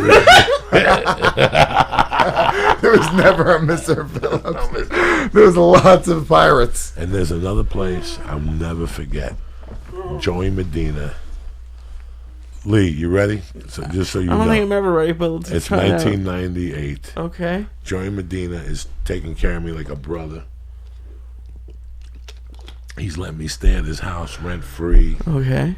I cause fucking problems. He comes back from whatever, and he takes me for lunch. And we go to a place on Vine. I think it's still there. I didn't know we were going. He goes, go ahead, pull in here. And it was Dollar Chinese Restaurant. Oh, no. Joey. It's still there. No, What you was don't a do dollar? Who the fuck do you think you're dealing with? Yeah. I looked at him. I go, what are we doing? He goes, let's go look. I go, let me just go look just to see what the fuck this is. You know what I'm saying? Oh, it's going to have a peek. You walk in there, you hear people yelling in the back, somebody getting stabbed. Mow, mow. Ah. They're yelling in the back, shut up, in Chinese or whatever fucking Mongolian language they're talking. There's cats running around. No, there was no fucking cats. roaches. There's gone. Bunch of signs all over the place. Missing cat. Reward $2.25 and shit. It was not a cat. Yeah, it's not a cat. It's like this fucking Momo. I went to Koreatown and had the dumpling. I go, you're eating somebody's missing fucking cat eyeball. That mystery meat and the dumpling, I wouldn't eat that shit out here. They're like the American Indians. you They use pay- every part of the animal. Every part of the animal, Even the dog. dumplings cost more than $1, though. Yeah, that's good. The dumplings. I never been to a. What do they have? What is everything $1? I didn't eat that. No. Are you fucking crazy, Lee Syatt? I told you I got principles. I'm a Carvel type of motherfucker. All right? I didn't break. I go, Joey, we can't eat it. He's like, why? And I go, we're going to die. He's like, no, I do it all the time. No, you don't. It ain't going to happen today. We went somewhere else. I'll never forget going in there and seeing like the egg. They had some meal that it does not take it. Like they had a lookout. When a Chinese restaurant has a lookout, it's not security. It's a guy telling them his inspection's coming. Because that brown meat was either kangaroo. Do they have that here? The in New York City, they just started doing it a couple of years ago. They have to have an A, B, or C rating in the window. I know where to get you one for $22. I'll get you an A rating for a year for the small nickel. Who gives a fuck? They still got roaches in there. No, but you'll see places that have C There's a ratings. fucking restaurant up here on Ventura. I think Lee's gone there 3 or 4 times. I've been there 2 or 3 times. Every time I fucking went in there, you can't even see the menu, dog. You gotta fucking put a blowtorch It's so dark in there. They give you one candle like this in the darkness. Let me shut off the lights. Let me give you a fucking menu. Yeah. Lee, am I dying? Am I lying to you? Is it the place? Casa Vega. Oh, how dark is it in the there? place that just got roaches. Yeah, no, that's why it's dark, because they have roaches. Yeah. You're walking around stepping on crunchy things, fucking thinking, man, the carpeting is fresh. You're hearing, it's darker than fuck. I just put 2 and 2 together. But wait a minute, if you turn, I grew up with roaches. If you turn the lights on, they scatter. They need to have fucking bright lighting. They need lighting like this. They need studio lights. Well, why would you? They need Lee Syatt to go in there and fucking do the lighting. If the customer can't tell, if the customer don't You just know, told them, Joey. I didn't tell them. I'm just telling you that's You why didn't tell the fans. That's why they have the lights down, so you don't see the roaches. Yeah, that's crazy. I was at a place once with a chick, and once again, I don't know what it is. I don't know why. I'm aggressive in so many situations, but for some reason, like if somebody does me wrong, right? Like if somebody is a dick, like if a waiter's a dick to me, I'll make a scene. You know what I'm saying? I'm not saying it's right. I'm just saying that I will very quickly say something, right? But I was at a restaurant once with a chick. We were younger, me and a few friends and this chick, and a huge, New York City. Do you guys have water bugs here? Oh, like not in a lot of places. I don't have them where I live now, but fuck, you're talking about anywhere. Cockroaches. Yeah, the big water, the big water bugs. Not New York style, not with the wings. Not with the wings, those wings. fucking things. They will fly in your fucking face. They're horrible. They're horrible. They're a huge cockroach that can fly. Oh, they're terrible, Lee, and they're all over Miami. It's crazy. You go on to the southwest side, I had Israeli cockroaches. I just sprayed my shaving cream at it. How big? I don't know. It seemed like that, but I don't know. It was like 7 years ago. What are Israeli cockroaches? Yeah, there was the only one I've ever seen, and now I've seen more. I've seen small ones. You and your island getaway. They got snakes in the bungalows and shit. You're fucking sleeping. No. Leave me alone, please. They torture Palestinian cockroaches. I got a little bit of a temperature. I don't know if it's where I ate yesterday. I got a 4-year-old. Who the fuck knows? You know what I'm saying? Like, you never know. But it's, what'd you eat? I ate at that baked wings. Oh, but now, yesterday, I didn't eat shit. I ate everything at the house. So my stomach cannot be sick from what I ate at the house. I had scrambled eggs with wheat toast, and I think she made, what the fuck did she make for lunch? Garlic shrimp with rice. I blew a couple farts from the garlic, and that was it. My stomach was tip-top fucking magoo. Right as soon as I finished those wings and I went to the comedy store, I started having a little problem. They're good wings. I had them. My Airbnb was across the street from it. No, they weren't good wings. That was the fucking problem. They destroyed my intestines. Something they put on those fucking things. What flavor did you get? We got a combo of things, and every one of them was bad. So, every one of them was fucking horror show. The one they had was really good. It was like a dry rub barbecue or a that was the worst one. It was too salty. It was too fucking salty as shit. A dry rub. Listen, nobody makes a better chicken wing than a Puerto Rican. Yeah. Chinese come in a tight second. Oh, yeah. Listen, Chinese, like shitty Chinese. What about this? Chinese. I always worry about this because you're one of the only people who like really fucking know, right? So, because you gotta like go to both. I guess there are a lot of people that live on both coasts, but with like Chinese, do they have the same type of shitty Chinese food restaurants here that they have in New York? Like you walk up, it's a hole in the wall. You get like 6 chicken wings for like fucking $2.50.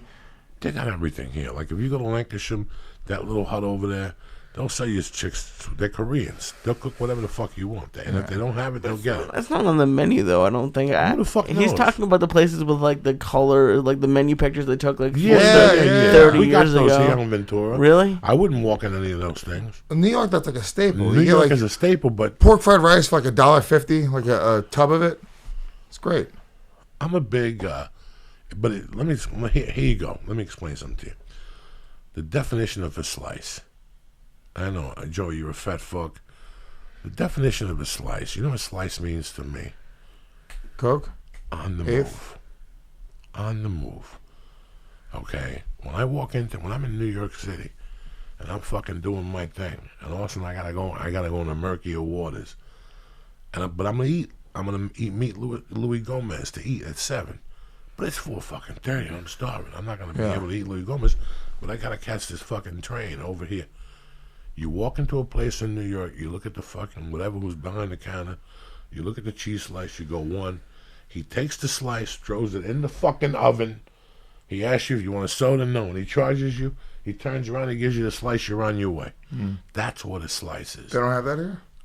You ready? Hi, I want a slice. What kind of slice? Do you want chips with that?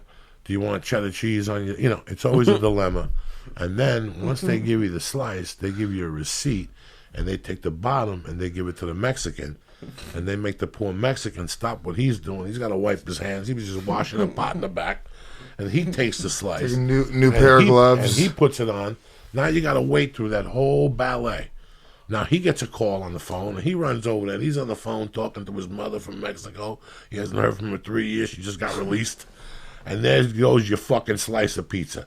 Yeah. There's a place right down the corner over there, House of Pie, whatever. Every day you walk by there, if you're a fat fuck like me, you're like, let me go in there and get a piece of pie. Now, you walk up to the counter, okay? Hopeful. You walk up to the counter, and it's old school fucking Dunkin' Donuts. What's old school Dunkin' Donuts? This shit's behind you. Lee, you been in there, Kabish? No, I haven't. House of Pies, Magnolia, 50 feet up from Eat. And then next to it, they got like a coffee place. I won't step foot in those motherfuckers. I've seen it. I've never been there. When my wife was pregnant, one day she goes, I can go for a piece of pie. I go, you know what? What a coincidence. A pie place opened up in Magnolia. We went over there. You ever go to a fucking Greek diner? Yeah, of course. Ask them for a slice of fucking pie. See how long it takes them to fucking, with dirty hands, they go get that fucking strawberry shortcake and put it on your dish. Not this place. Yeah. Ready for this? You got to walk in. Now, the chick is right there. The pies are right behind her. Sliced. Pre-sliced. Pre-sliced. She takes your order. Let me get an apple pie, traditional, and my wife wants pumpkin pie. Okay. $4.82. You put $2 in the tip jar. She gives you a receipt. She takes that receipt, and she brings it all the way to the kitchen to Pancho. And God knows what the fuck Pablo's doing back there. Then he comes all the way back. He picks up the 2 pies, picks them up, walks them all the way to the kitchen, takes a slice out, takes the other slice out, picks the pies back, puts them on the thing, because God forbid he bring your slice back first. That's customer fucking service. Nobody told him. Nobody told him. He'll do your 2 slices last. And in the middle, stop and talk to a waiter and have a conversation and breathe on both your fucking pies. Why would I want to eat your fucking pie? You just added 10 minutes to a dilemma that didn't need to exist. Turn your skinny fucking ass around, scoop those 2 pieces of pie, put them on there, charge me. I don't care if your hands are dirty. Isn't that something weird that I noticed? They do this at places, right? Too much smartness. They added too much brains to the operation when all I want is fucking simplicity. Well, they have to they have to take the gloves off and change gloves every time. Every time. I mean, this has to be a scam by the glove industry to fucking make this a law. There's no way. I want it. I like it. I get pissed off when people don't use it. One pair of gloves for every, I'd say every 30 sandwiches. But there's a difference, I think. If you think that that's the dirtiest shit that's touching your sandwich is this person's fucking gloved hands, I understand not fingers because they're touching shit all day, but if they put a glove on and they're sitting at a station making sandwiches, they don't need to change their gloves every time. I think if they leave their gloves on for, an hour, whatever it is, every hour or 2, if they change them, that's okay. Well, the only reason I'll disagree is allergies, if that's the reason. But the reason why I like it, if you're like at a fancy restaurant, fine, do whatever you want to do. I trust that you wash. You already beat me with allergies, right? You don't have to speak anymore. Wait, let me explain something. But I think there's a difference between that and Subway. You know what I'm saying? Like I want the people, I want people like at that level to be wearing gloves. You already killed me with allergies. Obviously, that's the perfect answer. At Subway, I want them to put 3 pair of fucking gloves on. When you go to Subway, look at the people who work there. I want you to double bag those fucking hands, okay? When you go to Subway, like you went all those years, Lee, even with the glove on the fucking hand, you got to assume, okay? I love you to death. When you go into a restaurant from now on, you don't need to look at the kitchen. You need to look at the waiter and pray to God that you got a good one. He washed his hands. Yeah. He didn't finger bang a fucking hooker last night and didn't wash his left hand. That's not a terrible. Now he puts it on his kid's your kid's macaroni and cheese, his fingers. Now your kid gets a little rash to the side of his fucking mouth. And nobody knows what's bothering him. They won't let him at the Boy Scouts. You have no fucking idea. Listen, I remember one time I got arrested. For a warrant. in 85 in Tenafly or Teaneck. Tenafly, maybe. And they said, we'll let you go. I bailed out, but they said, we have to bring you over to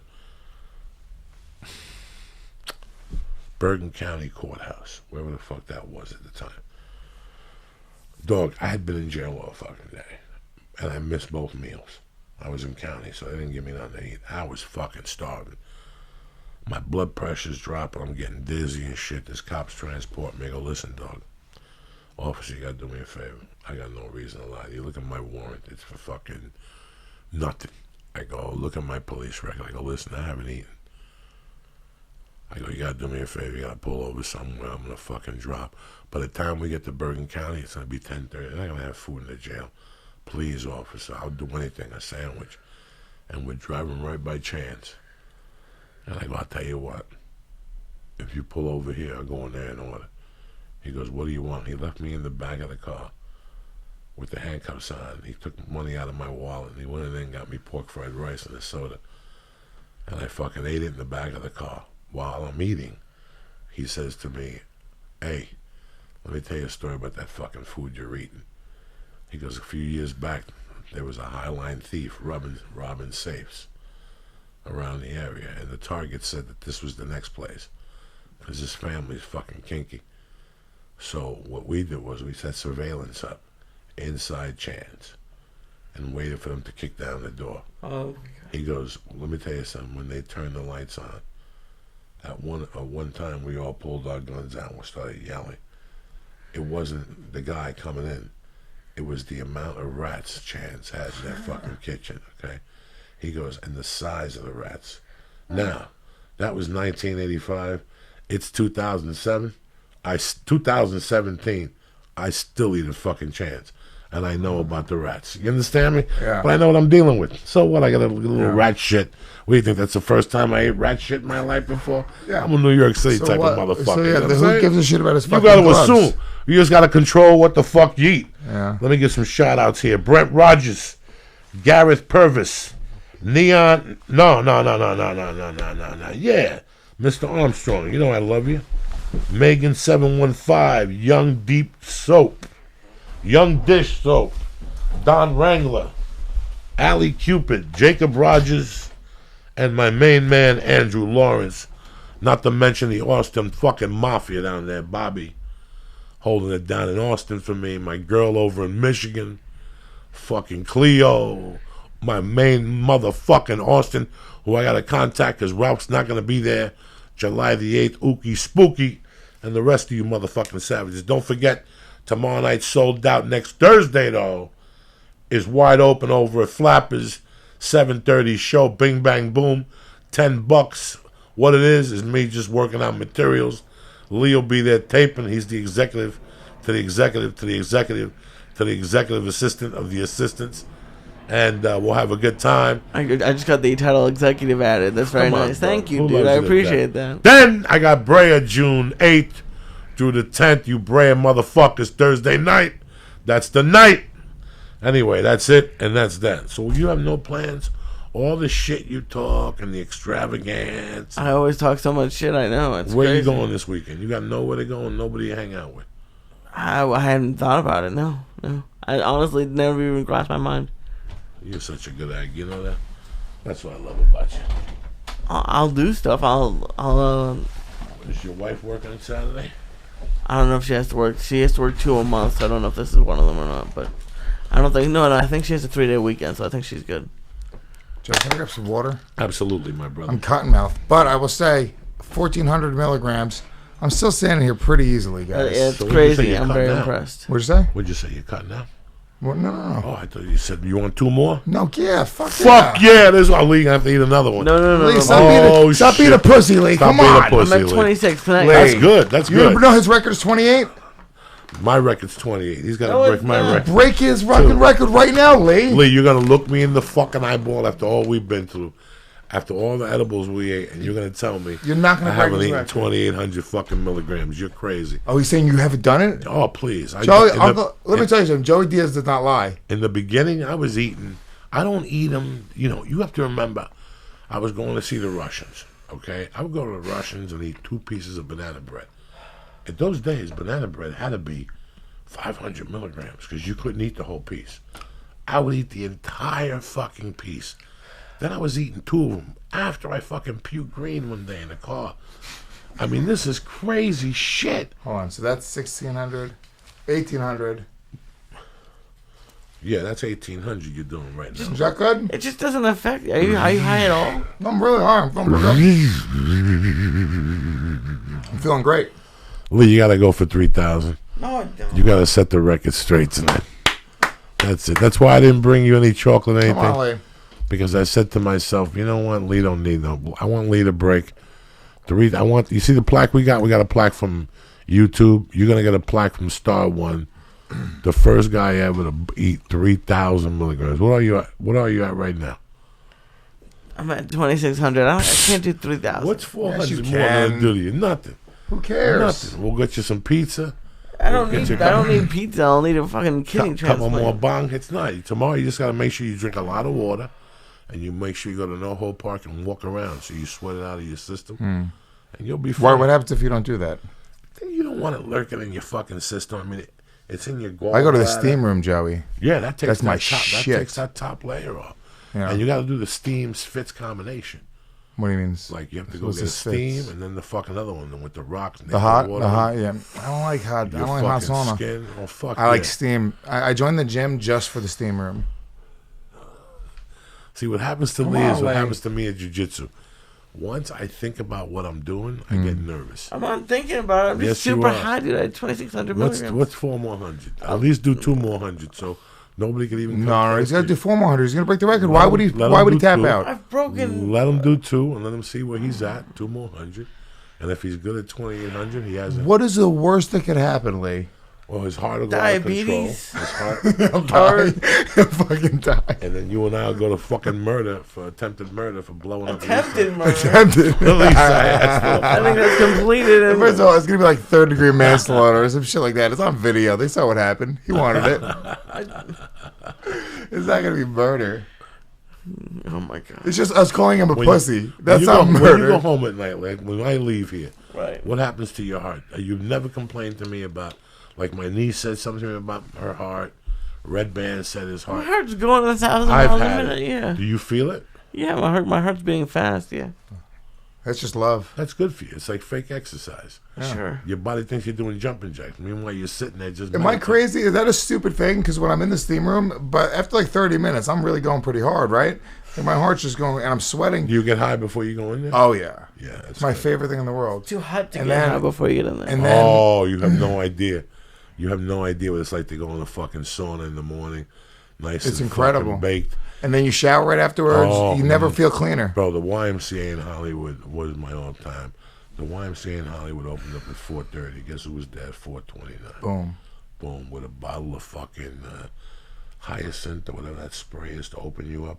Yeah. So the first- Eucalyptus. The eucalyptus. So the first thing I would do is take a nice shower. Even if I had to take a shower at the house, I'd take another hot shower just to get everybody ready. I'd go into that sauna, nice and stoned to the gills, Yeah.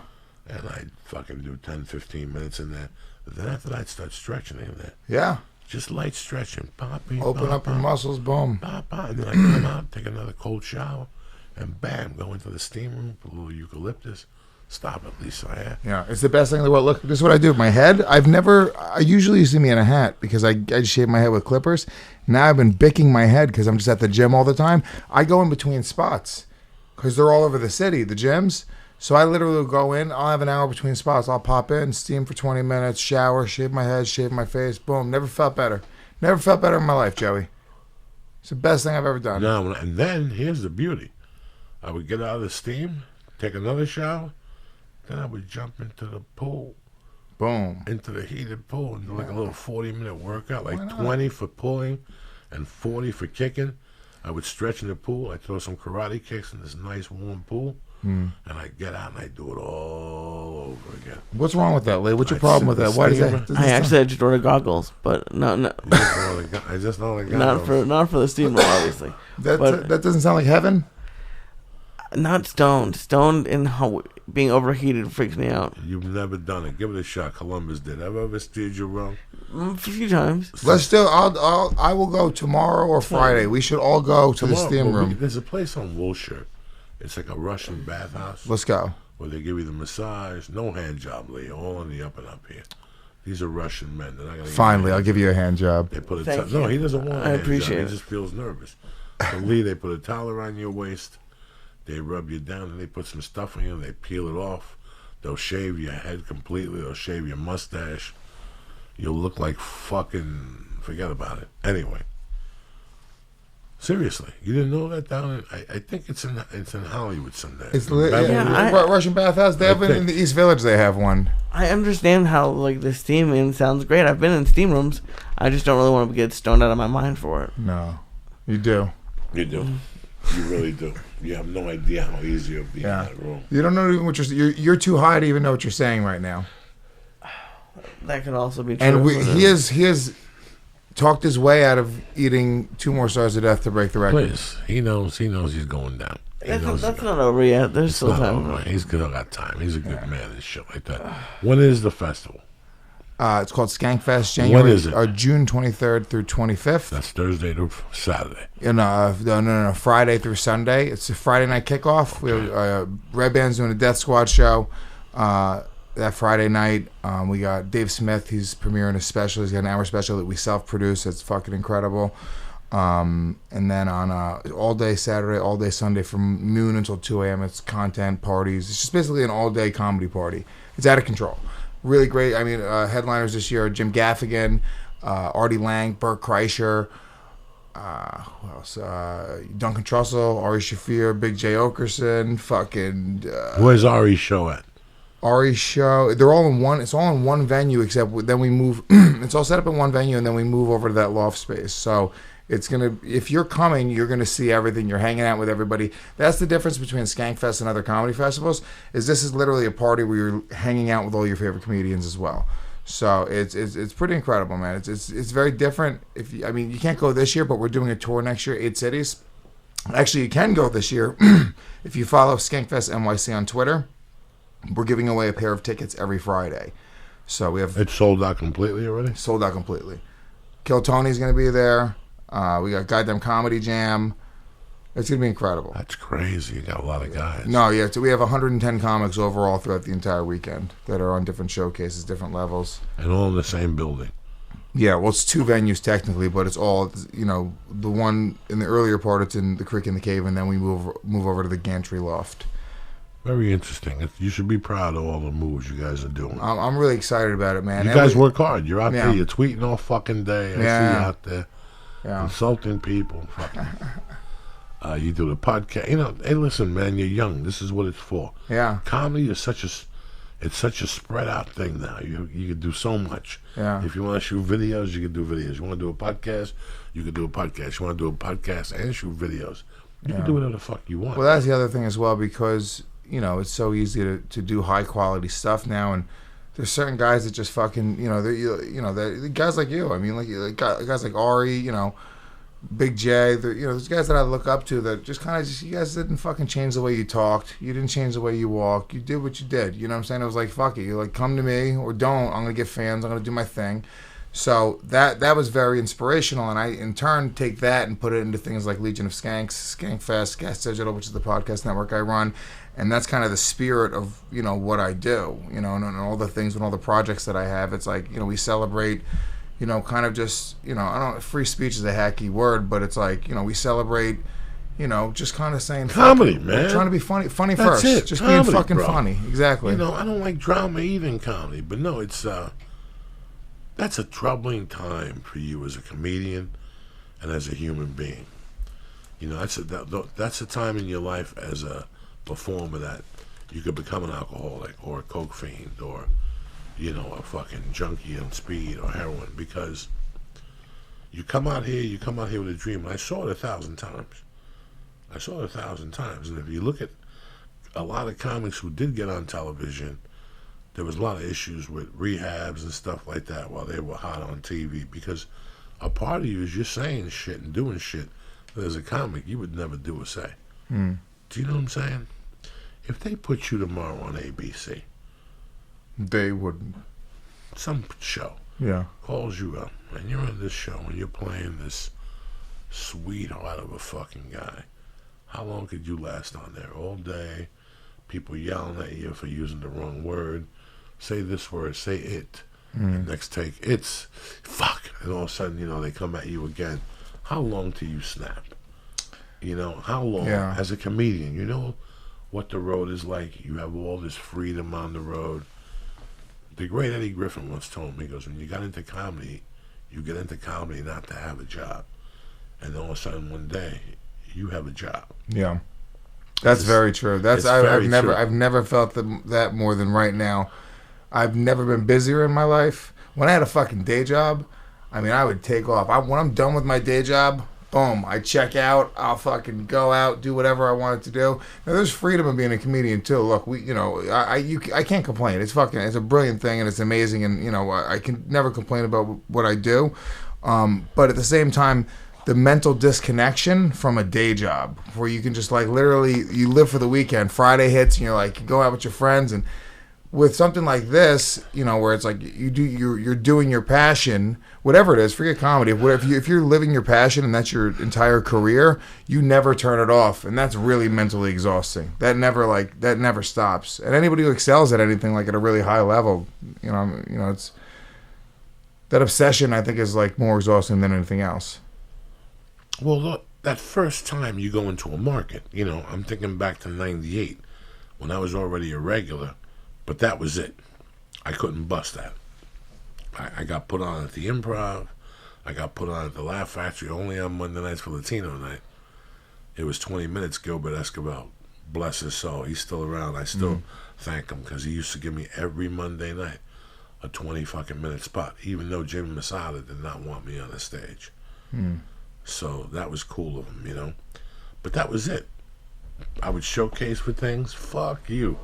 Nobody would ever pick me. Montreal, CBS Showcase, fucking, you name it. You fucking name it.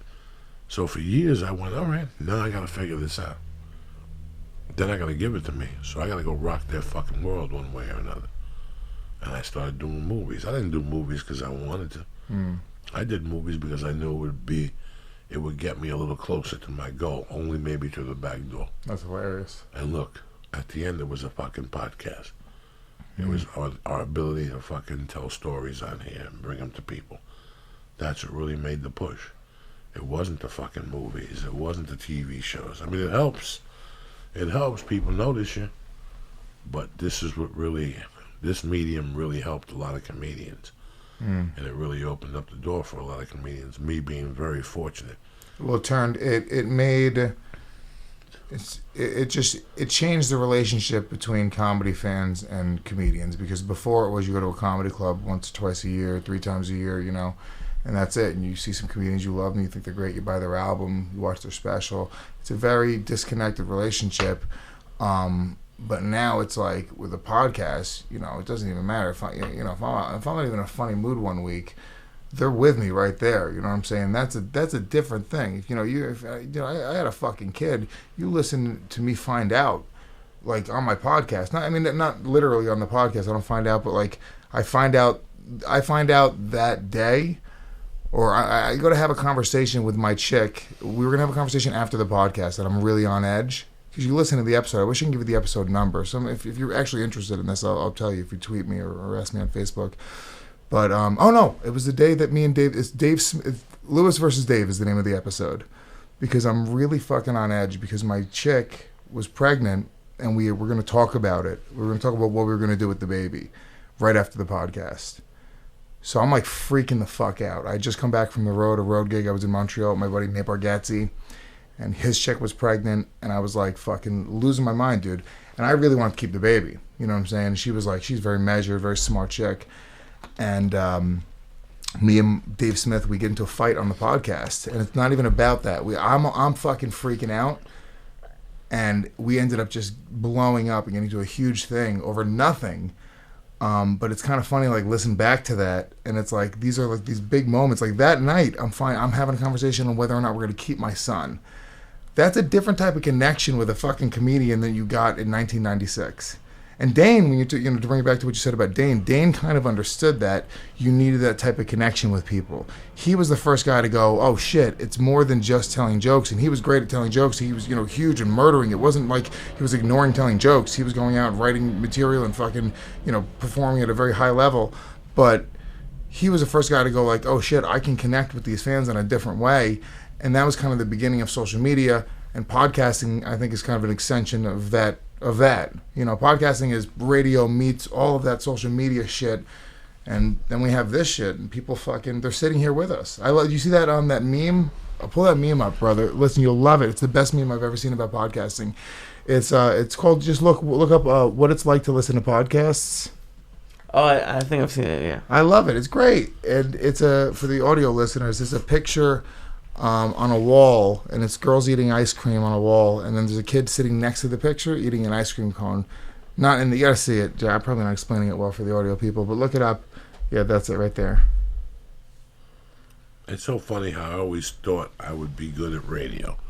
Like, I would go on the road, and they'd make me do radio, and I do really well on the radio.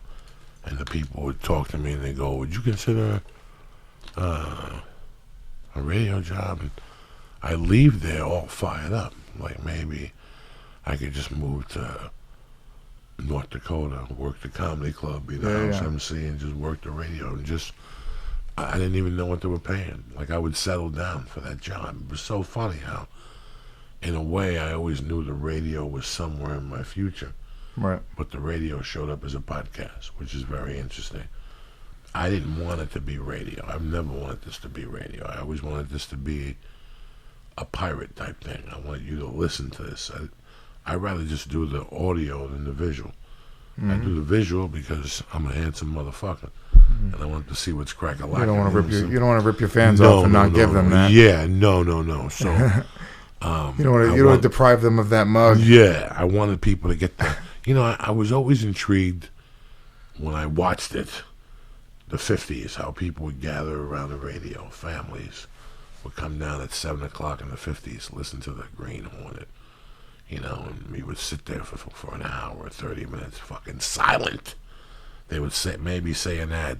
That's what really intrigued me to podcasting, that I wanted to get people listening again. Do you know what I'm saying? Like, just listening deep to you. Like, I really believe that. Like, I don't think people were listening anymore. Yeah, we listen to music, but to listen to people talk, real talk. Yeah. Like what we do here. We talk about you correct. Shit that's affecting you right now in your life. That's absolutely correct. That's why I never even like talking topical stuff. I get emails every day. Fuck you didn't talk about the UFC. I'm not Joe Rogan. I'm not Joe Rogan. Why should I talk about the fucking UFC? Let Joe, you listen to Joe too. Let Joe talk about that. I love not talking about it. It's funny because everyone thinks, because I do a show at Michael Bisping, I do a podcast and a radio show, and everyone, when I come onto the show like this or whoever show I do, they think I'm always going to talk about UFC. I love not talking about UFC because I talk about it all day. I mean, I talk about it a few hours a week, so it's like, I could talk about this shit all fucking day. Who cares? I like just having a conversation and see where it goes. Even with you, but you make that easy as well because when I do other shows, a lot of the times they need a little bit more structure. You know what I'm saying? That's just a testament to how good you are at kind of having an ability to tell a story and keep the conversation going. A lot of shitty podcasts out there. Well, listen. Before I started podcasting, okay, when did we start podcasting, Lee? 2012, September. 2012. So I was doing it 2010 with Felicia. Okay, so 2010 was 7 years ago. At that point in my life, I was doing stand-up comedy 19 fucking years. 19 years. That's a fucking veteran, okay? Yeah. And a lot of those 19 years were veteran wars. You know what I'm saying? One-nighters, tribal wars, going on stage hungover, but learning control, being on stage and going, wow, look at these motherfuckers. They're paying attention to me. 10 years ago, people would fucking look away. People would eat. People would talk to each other. Now, I got everybody's fucking eyeball. I'm doing something right. I'm moving right. You know, that comes from being on the road. That don't come from fucking sitting at your house and telling your friends, I headlined the stand last night or whatever the fuck these people do.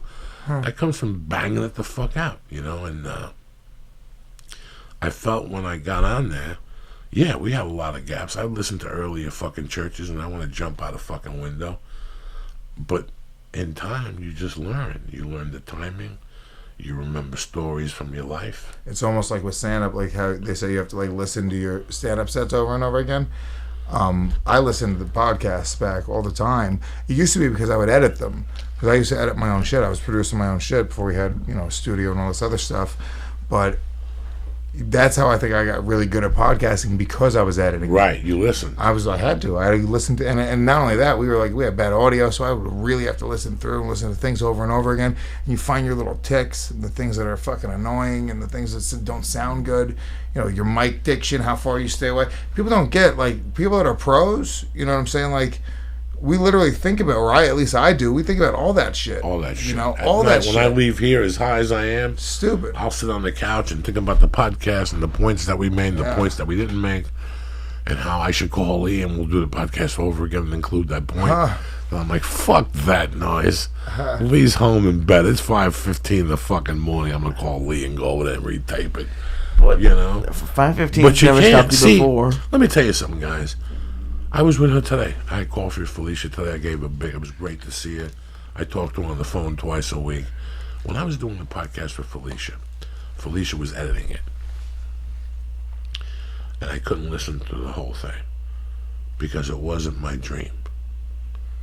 I wanted to give it to you how it was done. I did not want to fuck around. If you call me tomorrow and go, Joey, Louis Gomez, listen, the thing I said about the Chinese chick eating my ass, I gotta take it out. You're dead, Louis. That's it? I ain't taking it out. Brother, I had to do that recently for somebody. I took it out. I took it out recently for somebody. Sorry. I can't do it because I want you to behave yourself. I want you to come on here, and I want the word to get out. I want you to go fucking Joey Diaz. I told the story of fucking my ex-wife in the eyeball. Yeah, he fucked up. And that's he put his fault. I cannot. Well, I've had 3 people call me, and I have not cut their shit. And 2 of them, I don't even know if they're around anymore. They won't. I refuse. Can I tell you why I did it? Because here's what I do, right? Number one, I almost feel like it's a rule, like if I can, I would, right? Your live show has a lot of people watching it. There's however many thousands of people watching this live, right? My live show is behind a paywall. That's the only way you can watch my show live. The podcast is free, but in order to watch the video, in order to watch it live, you got to go to the website. And it's a much smaller fraction of people.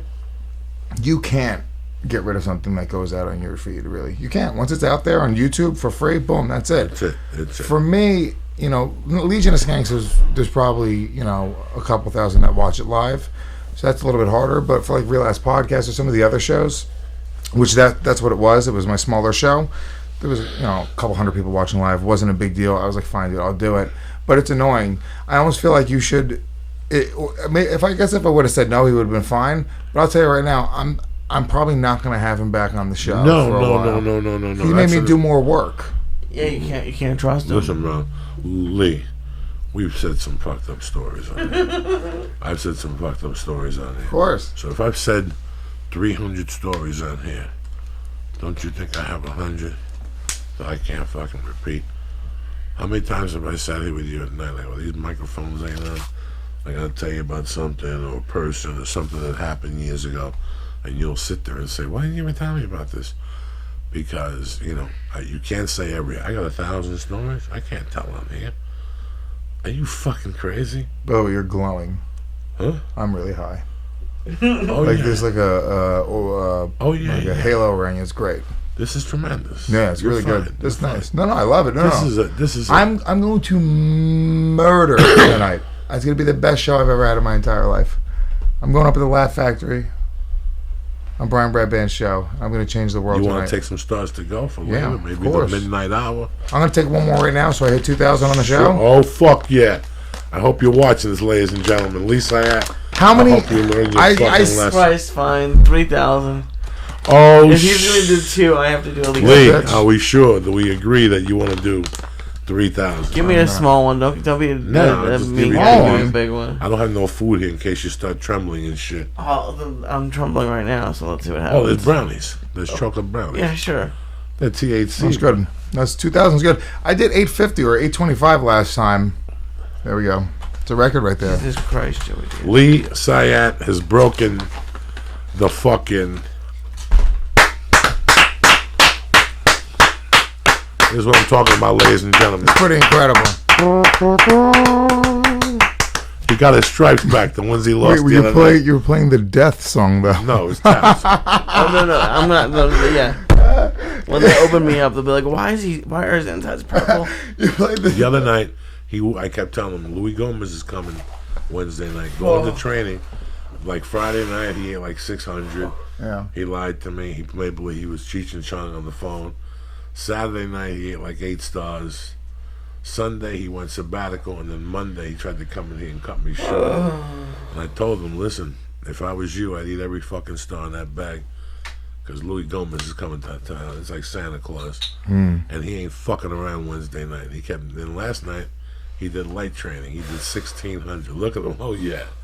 This is it tonight, Lisa. Yeah. Are they done? Are they in already? No, what is? That's 2,800, ladies and gentlemen. Oh my God! Does the average person, is it this hard for the average person, or is it just this hard for Lee? It has to be. My body's trying to tell me like stop doing this, but it's I hope your little heart don't pitter paddle. Jesus Christ! I can't believe you want to do 3,000 milligrams. What the? Should I just stop at 28? No. What are you doing? Oh my God. We have already applauded for you. You can't take the applause back. That's really true. If I took the applause back, that'd be like I have to end my friendship with you. You might have to murder me right That's now. insane. I don't know how to make that right in the world if you applaud for That'd be like fucking editing. Yeah, that's crazy. Just give me only 2 seconds. Oh my God. And I had anxiety I already love it. from and shit like that. Flat. That fucking food fucked me up today. Something else is going on. I don't know. Last week I took a 5-day body bomb to clean out all the fungi in my body. I had these weird rashes and from the years sleeping on fucking mattresses and shit. But I had this rash that you would flare up from time to time. Oh my God. Like one day I went into my arm, it was like a fucking red thing, like somebody whipped me. I was like, I gotta stop this. I went to the doctor. He goes, that's like 18 years of being out there. I go, yeah, that's how long I've been doing comedy, dog. That's a lot of fungus. The one fungi toenail disappeared. The new nail is growing up. But the other one's still in the valley of death. There you go, ladies and gentlemen. Lee's a fucking monster. Lee's a fucking monster. It's official. I'm such a hypochondriac. Like I hate going to the doctor. I hate I mean, I go I had to get surgery. I had a sty that was recurring, and we came back and it became like a cyst that had to be removed. So they had to do like a physical and all that shit. But that was like, I hate it. You know, you're so afraid of death. 34, 35, right? Yeah, 35. You know what, man? If you have insurance, you have to go to the doctor. You know what they charged me at St. Joe's Hospital, and they didn't cut my tongue. This is why do what you want, brother. My discomfort with everything is I think of the American Family. I think of Lee Syatt and his brother growing up. I really do. I think of... That's the American Family? Two kids. You, your wife, and 2 kids. A girl and a little boy. Okay? I don't know what you make for a living. I don't know what your wife makes for a living. Could you afford to go to the Yankee game once a week with your 2 kids? How much is the Yankee game? A fucking lot for a family of 4. When you're making $500 a week driving a truck in the Bronx. $200 with overtime. Your rent, what could your rent be? You live in the fucking Bronx somewhere or Brooklyn. Right. You know, here, put it in here. Clean it with this. Oh yeah, perfect. You know, what can your rent be? I'm talking about the medium range American family. How much can they possibly rent? What can they take your child? Can you take your child to the Knicks game? Can you take your wife and get popcorn and hot dogs and shit like that? No, well, they do, but they get... No, you can't. But they rack up credit card debt. What if you want to come out here and visit Disneyland? Right. You gotta bring 4 people at $450 No, a piece. most people can't afford that. No, that's what I'm saying to you. And this is what pisses me the fuck off. Lee, stop breathing heavy, please. You're making me nervous. You look like me before I give blood. There's nothing to breathe heavy about. Now I know how stupid I look. Are you afraid to give blood? Oh, all that shit. I'm the same. Doing people. Listen, do me a favor. Don't get me started. My point, because I fainted on the show 2 weeks ago. Why? Because I bit my tongue and then I told the story on the show and I fainted from just telling the story. All right. But let me tell you what happened. Sorry, go ahead. So the other night I bite my tongue at 2 PM. He's got the last one in. Let's go, Lee. Come on, Lee. Well, we're already applauded you, bro. You Lee, can't. Lee. I went to the hospital. I got there at 11 o'clock at night. I got there at 11:15. And they fucking look at this. Look at what I got to deal with. He's holding his own mouth. This is what I got to deal with. Anyway, I go to the hospital 11 o'clock. I tell them, listen, this is bleeding. They don't offer me a gauze. They don't offer me nothing. This is bleeding uncontrollably. I'm going to the bathroom, pulling out paper towels, putting them under my fucking thing. Next thing you know, they call me back there. They ask me a bunch of creepy questions. I give them the insurance card. Then they send me back out there. And at 12:30, they come get me and they go, listen, we made a thing. We can't staple it. But there's a doctor who's coming at 3 and he'll take care of it. Go over there and sit tight till 3 o'clock. Wait, what time is it? It's fucking 11 o'clock at night. 11:30, quarter to 12. And I'm sitting there. I got to be on a plane the next day for Utah. I'm like, what the fuck am I going to do? So, you know what? I'm not fucking sitting here. I'll go home. Jesus Christ, I bled the whole fucking night, man. I got up the next morning. My mask is filled with blood. The sleep, it was terrible. I flew to Utah. You didn't go to the doctor? Huh? You didn't go back to the doctor? I went to the doctor in Utah. In Utah. That's the point of the story. Okay. I went to the urgent care. I went in there. They took my blood pressure. They talked very nicely to me. They took me in the back. A young doctor came. I can't stitch you because then you can't tell jokes. I go, what do you want to do? He goes, let's try something. He took a piece of this glue, this cocaine thing that shortens the nerves and the pores so you stop the bleeding a little bit. Then he put a piece of like metal in my tongue and he goes, it'll fall out on his own. It'll just stop the bleeding. Boom, healed. They took my insurance card. The other hospital sent me home. 3 hours. You ready for this, ladies and gentlemen? You know how much St. Joe's in Burbank charged me, that hospital? $396 to send me home. You know how much the other place in Utah charged me? How much? Zolcha. Why? Because they took it out of my fucking copay or some shit. That's how you human beings are, bro. Yeah. This place didn't even do nothing. They were like, you have to wait here. I could see if they gave me ice. I could see if they fucking sat me down or put me in the back under observation. They never said, listen, you're losing a lot of fucking blood. Why don't you go in the back and let's lay you down. Let's watch you for a little while. They never said that. Bro, if you saw me, you could see the blood all over my face, all over my hands. This wasn't no fucking joke, man. But anyway, who gives a fuck? I'm just thinking about people who... You know what you got to do? Somebody told me this. My friend Katie did this. If you need anything, just go to the emergency room, go to the hospital, and they have to treat you. I know that. Give a fake name. Yeah, you can't give a fake name. Tell them you're a big pussy. No, not today because they have cameras there, and it's not like the old days in New York City. What's your name, John LaBamba? I think you can get away with it. I really do. Are we taking over, Lee? No. I'm just getting some air in here. Oh, nice. Whatever, we'll do it. Lee, it's the Lewis and Lee show. Yes, sir. Let's do some more fucking stars, Lee. Don't be a pussy. The 3,000's my limit. Set a new record that Joey can't beat. So, my question for you, Lewis. Yes. Is how are you going to combat gaining weight back? Because I just ate 40,000 grams of sugar. No. With the stars of death. Not just tonight because you lost weight.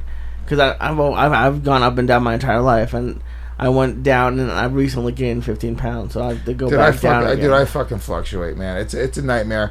It's really a nightmare. I was on Bert's podcast talking to him about this, but it's like it becomes an obsession, and that's the problem. I almost wish I just was fat and never even thought about it and just fucking live my life as a fat guy and die 8 years sooner than I would die if I was in shape. Because now I just think about it all the time. See? So, do I have advice for you? No, I don't. I mean, I have no advice because I will probably be fat again one day. So you just admit that there's going to be cycles? That's, for me, it's very difficult. I personally have a thing where it's about because I'm a comedian. Like, it's about gratification. So when my friends are telling me, "Oh, bro, you look good. You lost weight. That's great." Chicks are coming up to me like, "Oh, you look really good, Louis. You lost all this weight." But as soon as the gratification disappears, and as soon as people stop talking about it, it's that comedian thing in me that I look for something else. I'll start doing something else. You know what I'm saying? You see, he was asking me about like losing weight and gaining weight. That's what happens. I'll lose weight, and then people stop congratulating me for it, and then it stops being as important. It's not as much of a priority because I'm a fucking narcissist. So then I gain weight again, and then I go back, and then I lose weight again, and then they come back, "Oh, you look great," but it disappears after a few months. So it's fucked up. This is what you think about all night when you're on these fucking stars. You're gonna think about losing weight and not eating. You're gonna sit there like a monk all night. Do you know how many fucking grams of sugar are in these stars? There's 7 calories per star. What about the grams of sugar? 2. No. I'm telling you, Shut up. Let me see. This No is way. diet free. Impossible. This is diet Let me free, see. diabetic free, No way. fucking sugar free. If this is 2 grams of sugar per star, mortadell free. actually it might be. They're pretty small. Yeah, no. Why would I fucking blow smoke? I mean, I am eating. Hold on. If I just had 10 of them, it's 20 grams of sugar. It's not great, Joey. Oh, but what are you gonna do? You gotta live from time to time.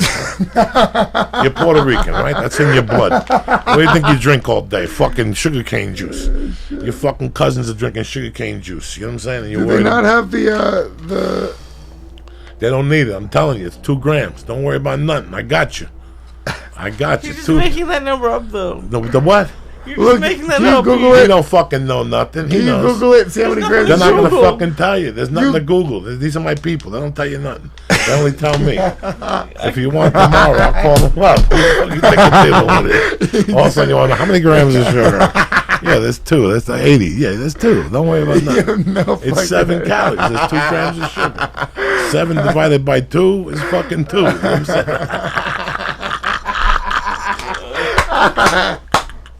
Does anybody have some of the dietary consumption? Of Whatever these? they need, I make it up. You tell them whatever. I'm diabetic. good. Can I eat these? Eat 10 of them. Take a chance. What are you gonna know? What are you gonna do? When you're in the ambulance like Carlito's way, fucking bleeding from the neck, you're gonna think about it. If you die from candy weed, that is the most hilarious way to die. Listen, dog. If you die, this dog, I could see myself really having a bad.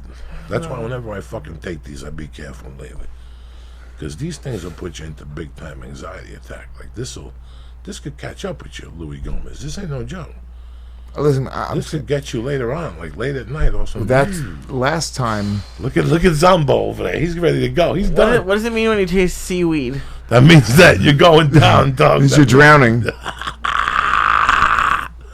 Okay, Last time here, do a bong hit. We'll take that No. taste out Yeah, of your come mouth. on, baby. I'm done. Come Listen. on, Lisa. It's not. The last time after I had 825 milligrams, which was way less than I've had today. Okay, and I'm still standing here, Joey. No, you're the man. And I'm gonna of do steel. the best shit I've ever done.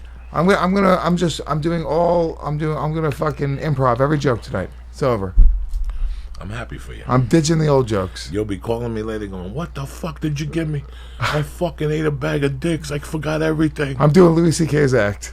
Fuck it. Then I'm you just can't going up lose. and doing fucking. No. Last time when I went to sleep that night, I heard like little whispers. Like if you tripped on mushrooms, like you know, at the end of the night after you've come down, you go to sleep. It was almost like that type of thing. And that's what I'm getting now. It's like when I'm not looking directly. If I look directly at you, I'm good, right? I love the whispers. Yeah, it's good. They tell you, I love it. things you don't know. I love it. I love You it. know? I love it. Joey, you're the fucking man. No. You're so fucking cool, bro. Go to bed, Joey. Things are about to go down in your head. Go to bed. Go to bed. No, Joey, stay up. Don't listen to him. He's a pussy. No, fuck you. I can stay up if I want to. I don't have to be in class till 9:20. Oh, my God. I get, my anxiety with edibles is that lift off, especially when you eat a lot of them. That's why I always tell, like, Lee's used to 1,000 of them real quick, and then another 1,000. Sure.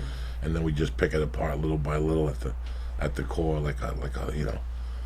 But you don't eat these, so I wouldn't want you to go from A to Z, and then there you are breathing in your heart. A fucking red band call an ambulance. I hear of 1,000 stories that happen. That's crazy, though. the last thing I would want is for anybody who left here for them to have to call an ambulance because their heart was Joey, beating. listen to me. If I call an ambulance, I'm giving them a fake name. That's all I know.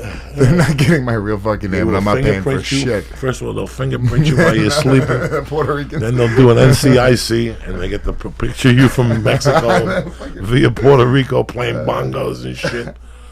They'll fucking no. You got to give them everything now. It's not a joke anymore. I think you can get away with it. I really It's do. not like it used to. You told me that I couldn't jerk off in airplane bathrooms the first time I was on this show. And then you did it? I still do it every time. Disgusting.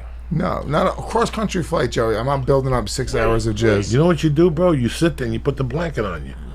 And I know you told me. And you do it under your hand, little stomach, and you look around at the people around you. You make eye contact with the stewardess. But no, you whack off this way with your finger You're this gonna way. end up on like the sex offender list. No. Yeah, When I used to be young, and I used to transfer blow, and I'd be up all night. That's and there'd basically be in public, isn't it? And no, it's not in public. It's under the blanket. They the don't know. air. I'm scratching a fucking itch. It's a fucking But sky sometimes- law. Nobody, you know what it But is. sometimes, Lee, they sit there and watch it. They love it. And you're like banging that uke out. That dude, that security guard just went to jail for that Which guy? from the football game. Remember, he was obviously obviously jacking his dick and looking at the cheerleaders. You put a blanket on. It's old school. Is that, you know what I notice here? The homeless people are extremely animated, like way more animated than New York. New York, they're more dangerous seeming. No, they're both pretty dangerous, but they're they do the Bugs Bunny movement here, like the ooh ah eat that thing. And in New York, it's way more public masturbation. I haven't seen any homeless people masturbating in public here. And in New York City, they're jerking off, I mean, a lot. They are. You know this, Joe. Thank you, because next time I bring a rain jacket, I'm the fucking people jerking. Listen, the homeless scene here. Last night, the weirdest thing happened. I got to meet my agents. They're young kids. They dress nice. They got nice hair. I parked my car. I walk towards them, and it's them two kids that are 24, and this black kid. I'm thinking, now the kid had like the red rapper jacket and the hat, and I thought it was jewelry. I don't fucking know, I'm like, maybe they represent him.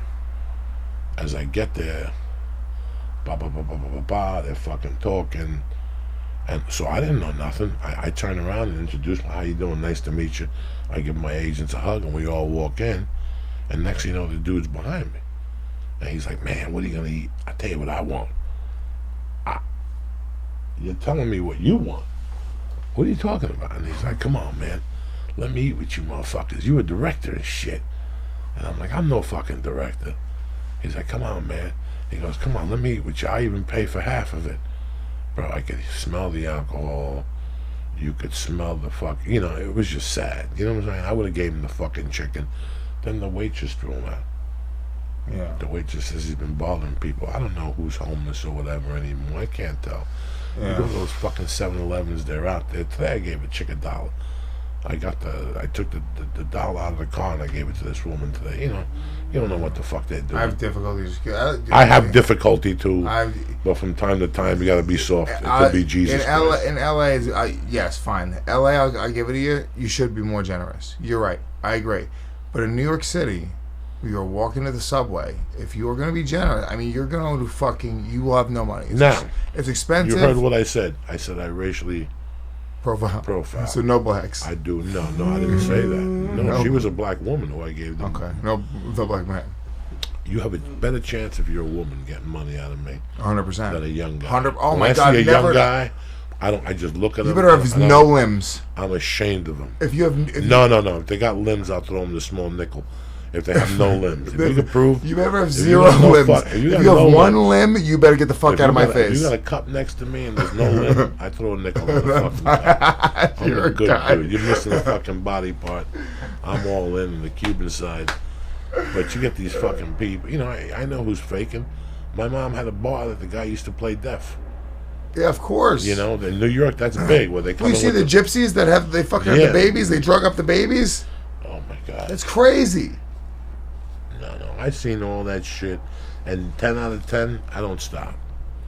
Yeah. Hey, listen, sir, come here.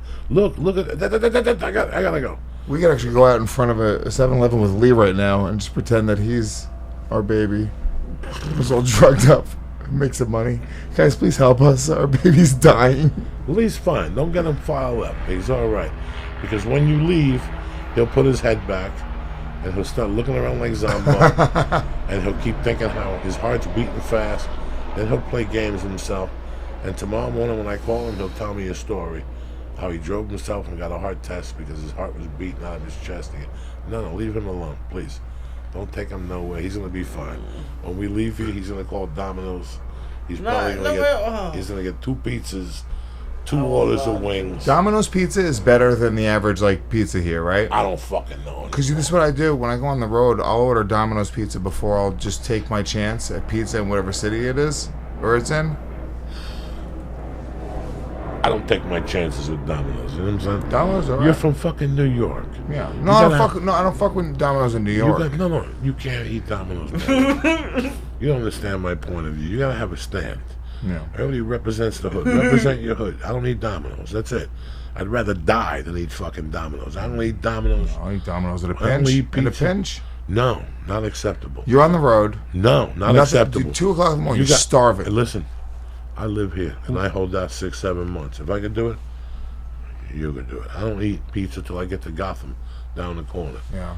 I hold out, dog. I'm a soldier of death. Where do you eat pizza in New York? The place down the corner from Gotham. I just told you, right down the fucking What corner. place is that? I don't know. You know me. I don't know names. I just know I get don't out name- and I I don't make a name fucking... names. No. I get out and make a left. I walk 40 yards, and I zip in there. They got tremendous cheese pizza. Yeah. Strombolis. I eat pizza on the Jersey side, and that's it. When I come back, now because of the baby, we go to Laurel Canyon, which ain't bad. I mean, don't go in there going, Jesus Christ. No. Take your chances. The other day, he made a nice sausage. He made a nice sausage garlic slice. Very nice. He gave it to me on the house. What am I going to do? I had to bite into it. Show him I had gratitude. I'm not a fucking You're not an asshole. Yeah, I went to pick up pizza for my daughter, and he goes, here, take this slice, try it. It's pretty fucking good. Yeah. Is your daughter doing jiu-jitsu? No. She doesn't understand that concept. It would just be like throwing away money for her to jump up and down. That's what I'm thinking. Jesus Christ! I'm about to put my son in jiu-jitsu, Joey. They don't comprehend it unless. Yeah, but we know what they do. My understanding. I've talked to. Yeah, it takes time. It takes. I know time. you had Mickey Gall on the show. This is fucking hilarious. We have This helicopters. This is Burbank. That's TMZ. They're looking for They're Lee. looking for somebody. They know Lee hit the 3,000 mark, and they're looking for Lee. Lee, you're a star, baby. Lee, you're a star, dog. Congratulations, Lee. Fuck everybody. You busted my 2,800. I don't know who to thank. You thank fucking Star One for making it possible for you to work yourself into a lean meat and marijuana eating machine. You thank Star One. Then you thank the Jew God for giving you life and for protecting you every day. Then you thank your beautiful fiancee Paula for giving you the power in the world. Then you thank your partner in crime, Uncle Joey Diaz, who got me started on my path to being the fucking Jew monster that I am. They call me anti-Holocaust. You're a fucking animal. You understand me? That's what I'm talking about, Syatt. Anyway, where you gonna be next? Soon. You're here this weekend. Where you performing? Yeah, I'm here.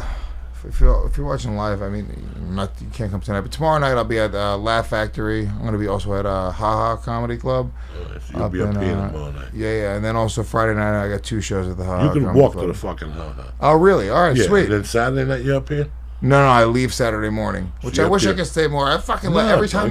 no, you got every kids. time I fucking come to LA. No, I'm gonna bring my son. Next time I come, I think I'm gonna bring my son, and just because I'm doing Airbnb, which is the You shit. can't put your kid in Airbnb. No, we're gonna babysitter that'll go to the. No, you get rashes and shit. You know. Jesus Christ! Or get either way. I'll get a hotel. It's just I don't know how. Listen, I was thinking about what you do, and I commend it.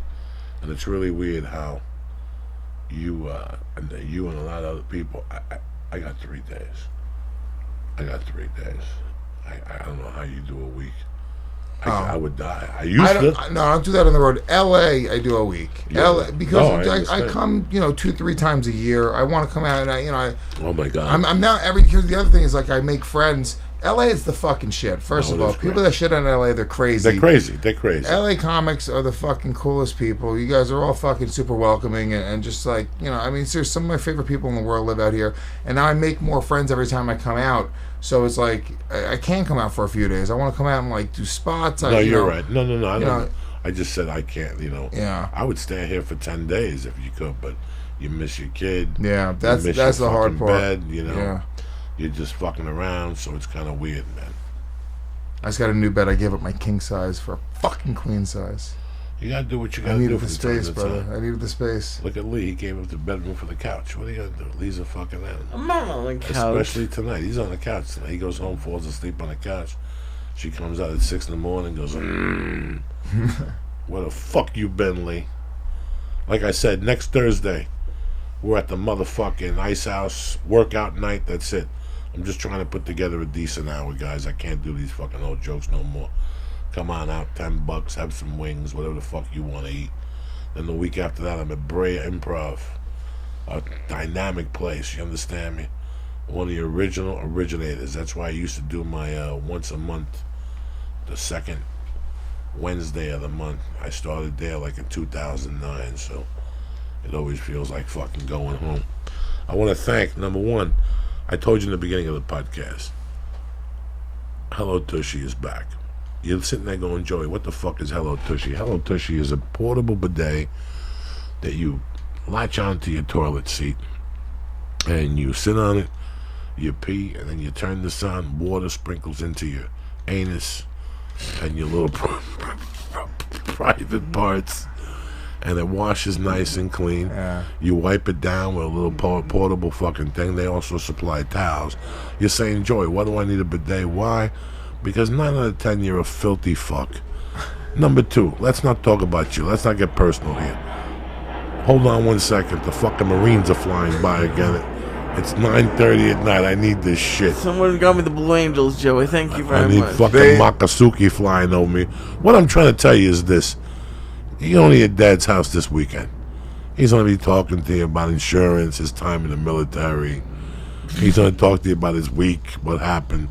While he's walking around, just glance over his asshole. Ask yourself, what does my father's asshole smell like? If he was, listen, I'm not saying your father's asshole stinks. I'm just asking yourself to look at Everyone's his ass asshole stinks. and ask yourself what my father's ass must smell like. He eats sausage, he does so many things that are wrong. Anyway, why take the chance? Why live in doubt whether your dad's asshole stink? Get him a portable fucking bidet for Father's Day. How's that for you? Boom, boom, boom. You set it up for you. Let me tell you something. Bidets are the way to go. No toilet paper. You save on trees. You got a 90-day guarantee. I mean, bidets are the way to go. I know people who bought 4 of them. You put them in every fucking bathroom in your house. You understand me? You know why? Because 9 out of 10 is going to become your new thinking tank. When you got nothing to do, you can't take the pressures of life. You're going to go in the bathroom. You're going to turn the water on, and you're going to sit there. You're going to sit there like a doctor. You're going to spread your legs. Your ass is going to drop into the fucking toilet, and you're going to have sprinkling water hitting your ass. Listen, there's nothing more meditative than that. You could take 19 foot, like that dude that got the United settlement. They beat up Don King. What's the Chinese guy's name? Got beat up on United flight. Dr. Wong. He got an uncle and so settlement. He's in Hong Kong Dr. right Wong? now. Dr. Wong is in Hong Kong right now. As we speak, he's getting a foot rub. He's got a thong on. He's got little Chinese chicks just going like this to his shoulders. They're just giving him little karate chops. He's smoking fucking opium. He's living like a doctor. Joey, what's your point? I have no idea. My point is, Down. HelloTushy.com, cocksuckers. That's my point. Whether it's your father, your mother, your grandmother's asshole stinks, somebody in your family needs a portable bidet in their house, and this is your chance to get this fucking bidet. Go to HelloTushy.com. Take a look at the beautiful bidet they've designed. Go on there and press in. Church. Bam! On the way out and get 10% delivered to your house. Who's better than you? You're going to feel confident. You're not going to have fucking skank ass no more. You're going to be able to go out and let people sniff your asshole when you're in a bar. You ever been in a bar and somebody offers to sniff your asshole? And it's like a game of Jeopardy. You're sitting there confused for 8 minutes. You don't know if you're wiped. You don't know if you're scratched. No more. No more. Before you leave, you sit on your Hello Tushy while it sprinkles your anus out of fucking all the fungus and everything that could grow in there. Bam! You're meditating. You're getting your thoughts together. And you're out for the night. You understand me? And listen, if you're gay, we're gay friendly. We don't fuck around here. HelloTushy.com. Go to the box on the checkout and press in. Church. Boom. CHURCH and get $10 delivered to your house. I love you, motherfuckers. See you Monday or Sunday. We haven't made up our mind. Once again, hellotushy.com. And I also want to thank Onnit, the best supplements out there in the market. They're really going to help you out. Alpha brand, if you don't like it, you get your money back, and we don't even want the fucking product. Who's better than us? Again, I want to thank Onnit.com/church, and I want to thank hellotushy.com/church. Have a great weekend. Thank you, Luis Gomez. Thank you, Lee Syatt. Thank you. Congratulations for breaking the record. All right, thank you. I thank you to everyone. All right. Turn the fucking thing off, will you? Why you gotta bother me for now? You're gonna be a man. All of a sudden, you won the Academy Awards. Where's the music? I should at least get a trophy. Where's the music? No trophy. You want a trophy? I'll give you a trophy. Where's the music? Oh shit! Thank you for listening, cocksuckers. Congratulations, Lee. Love you, buddy.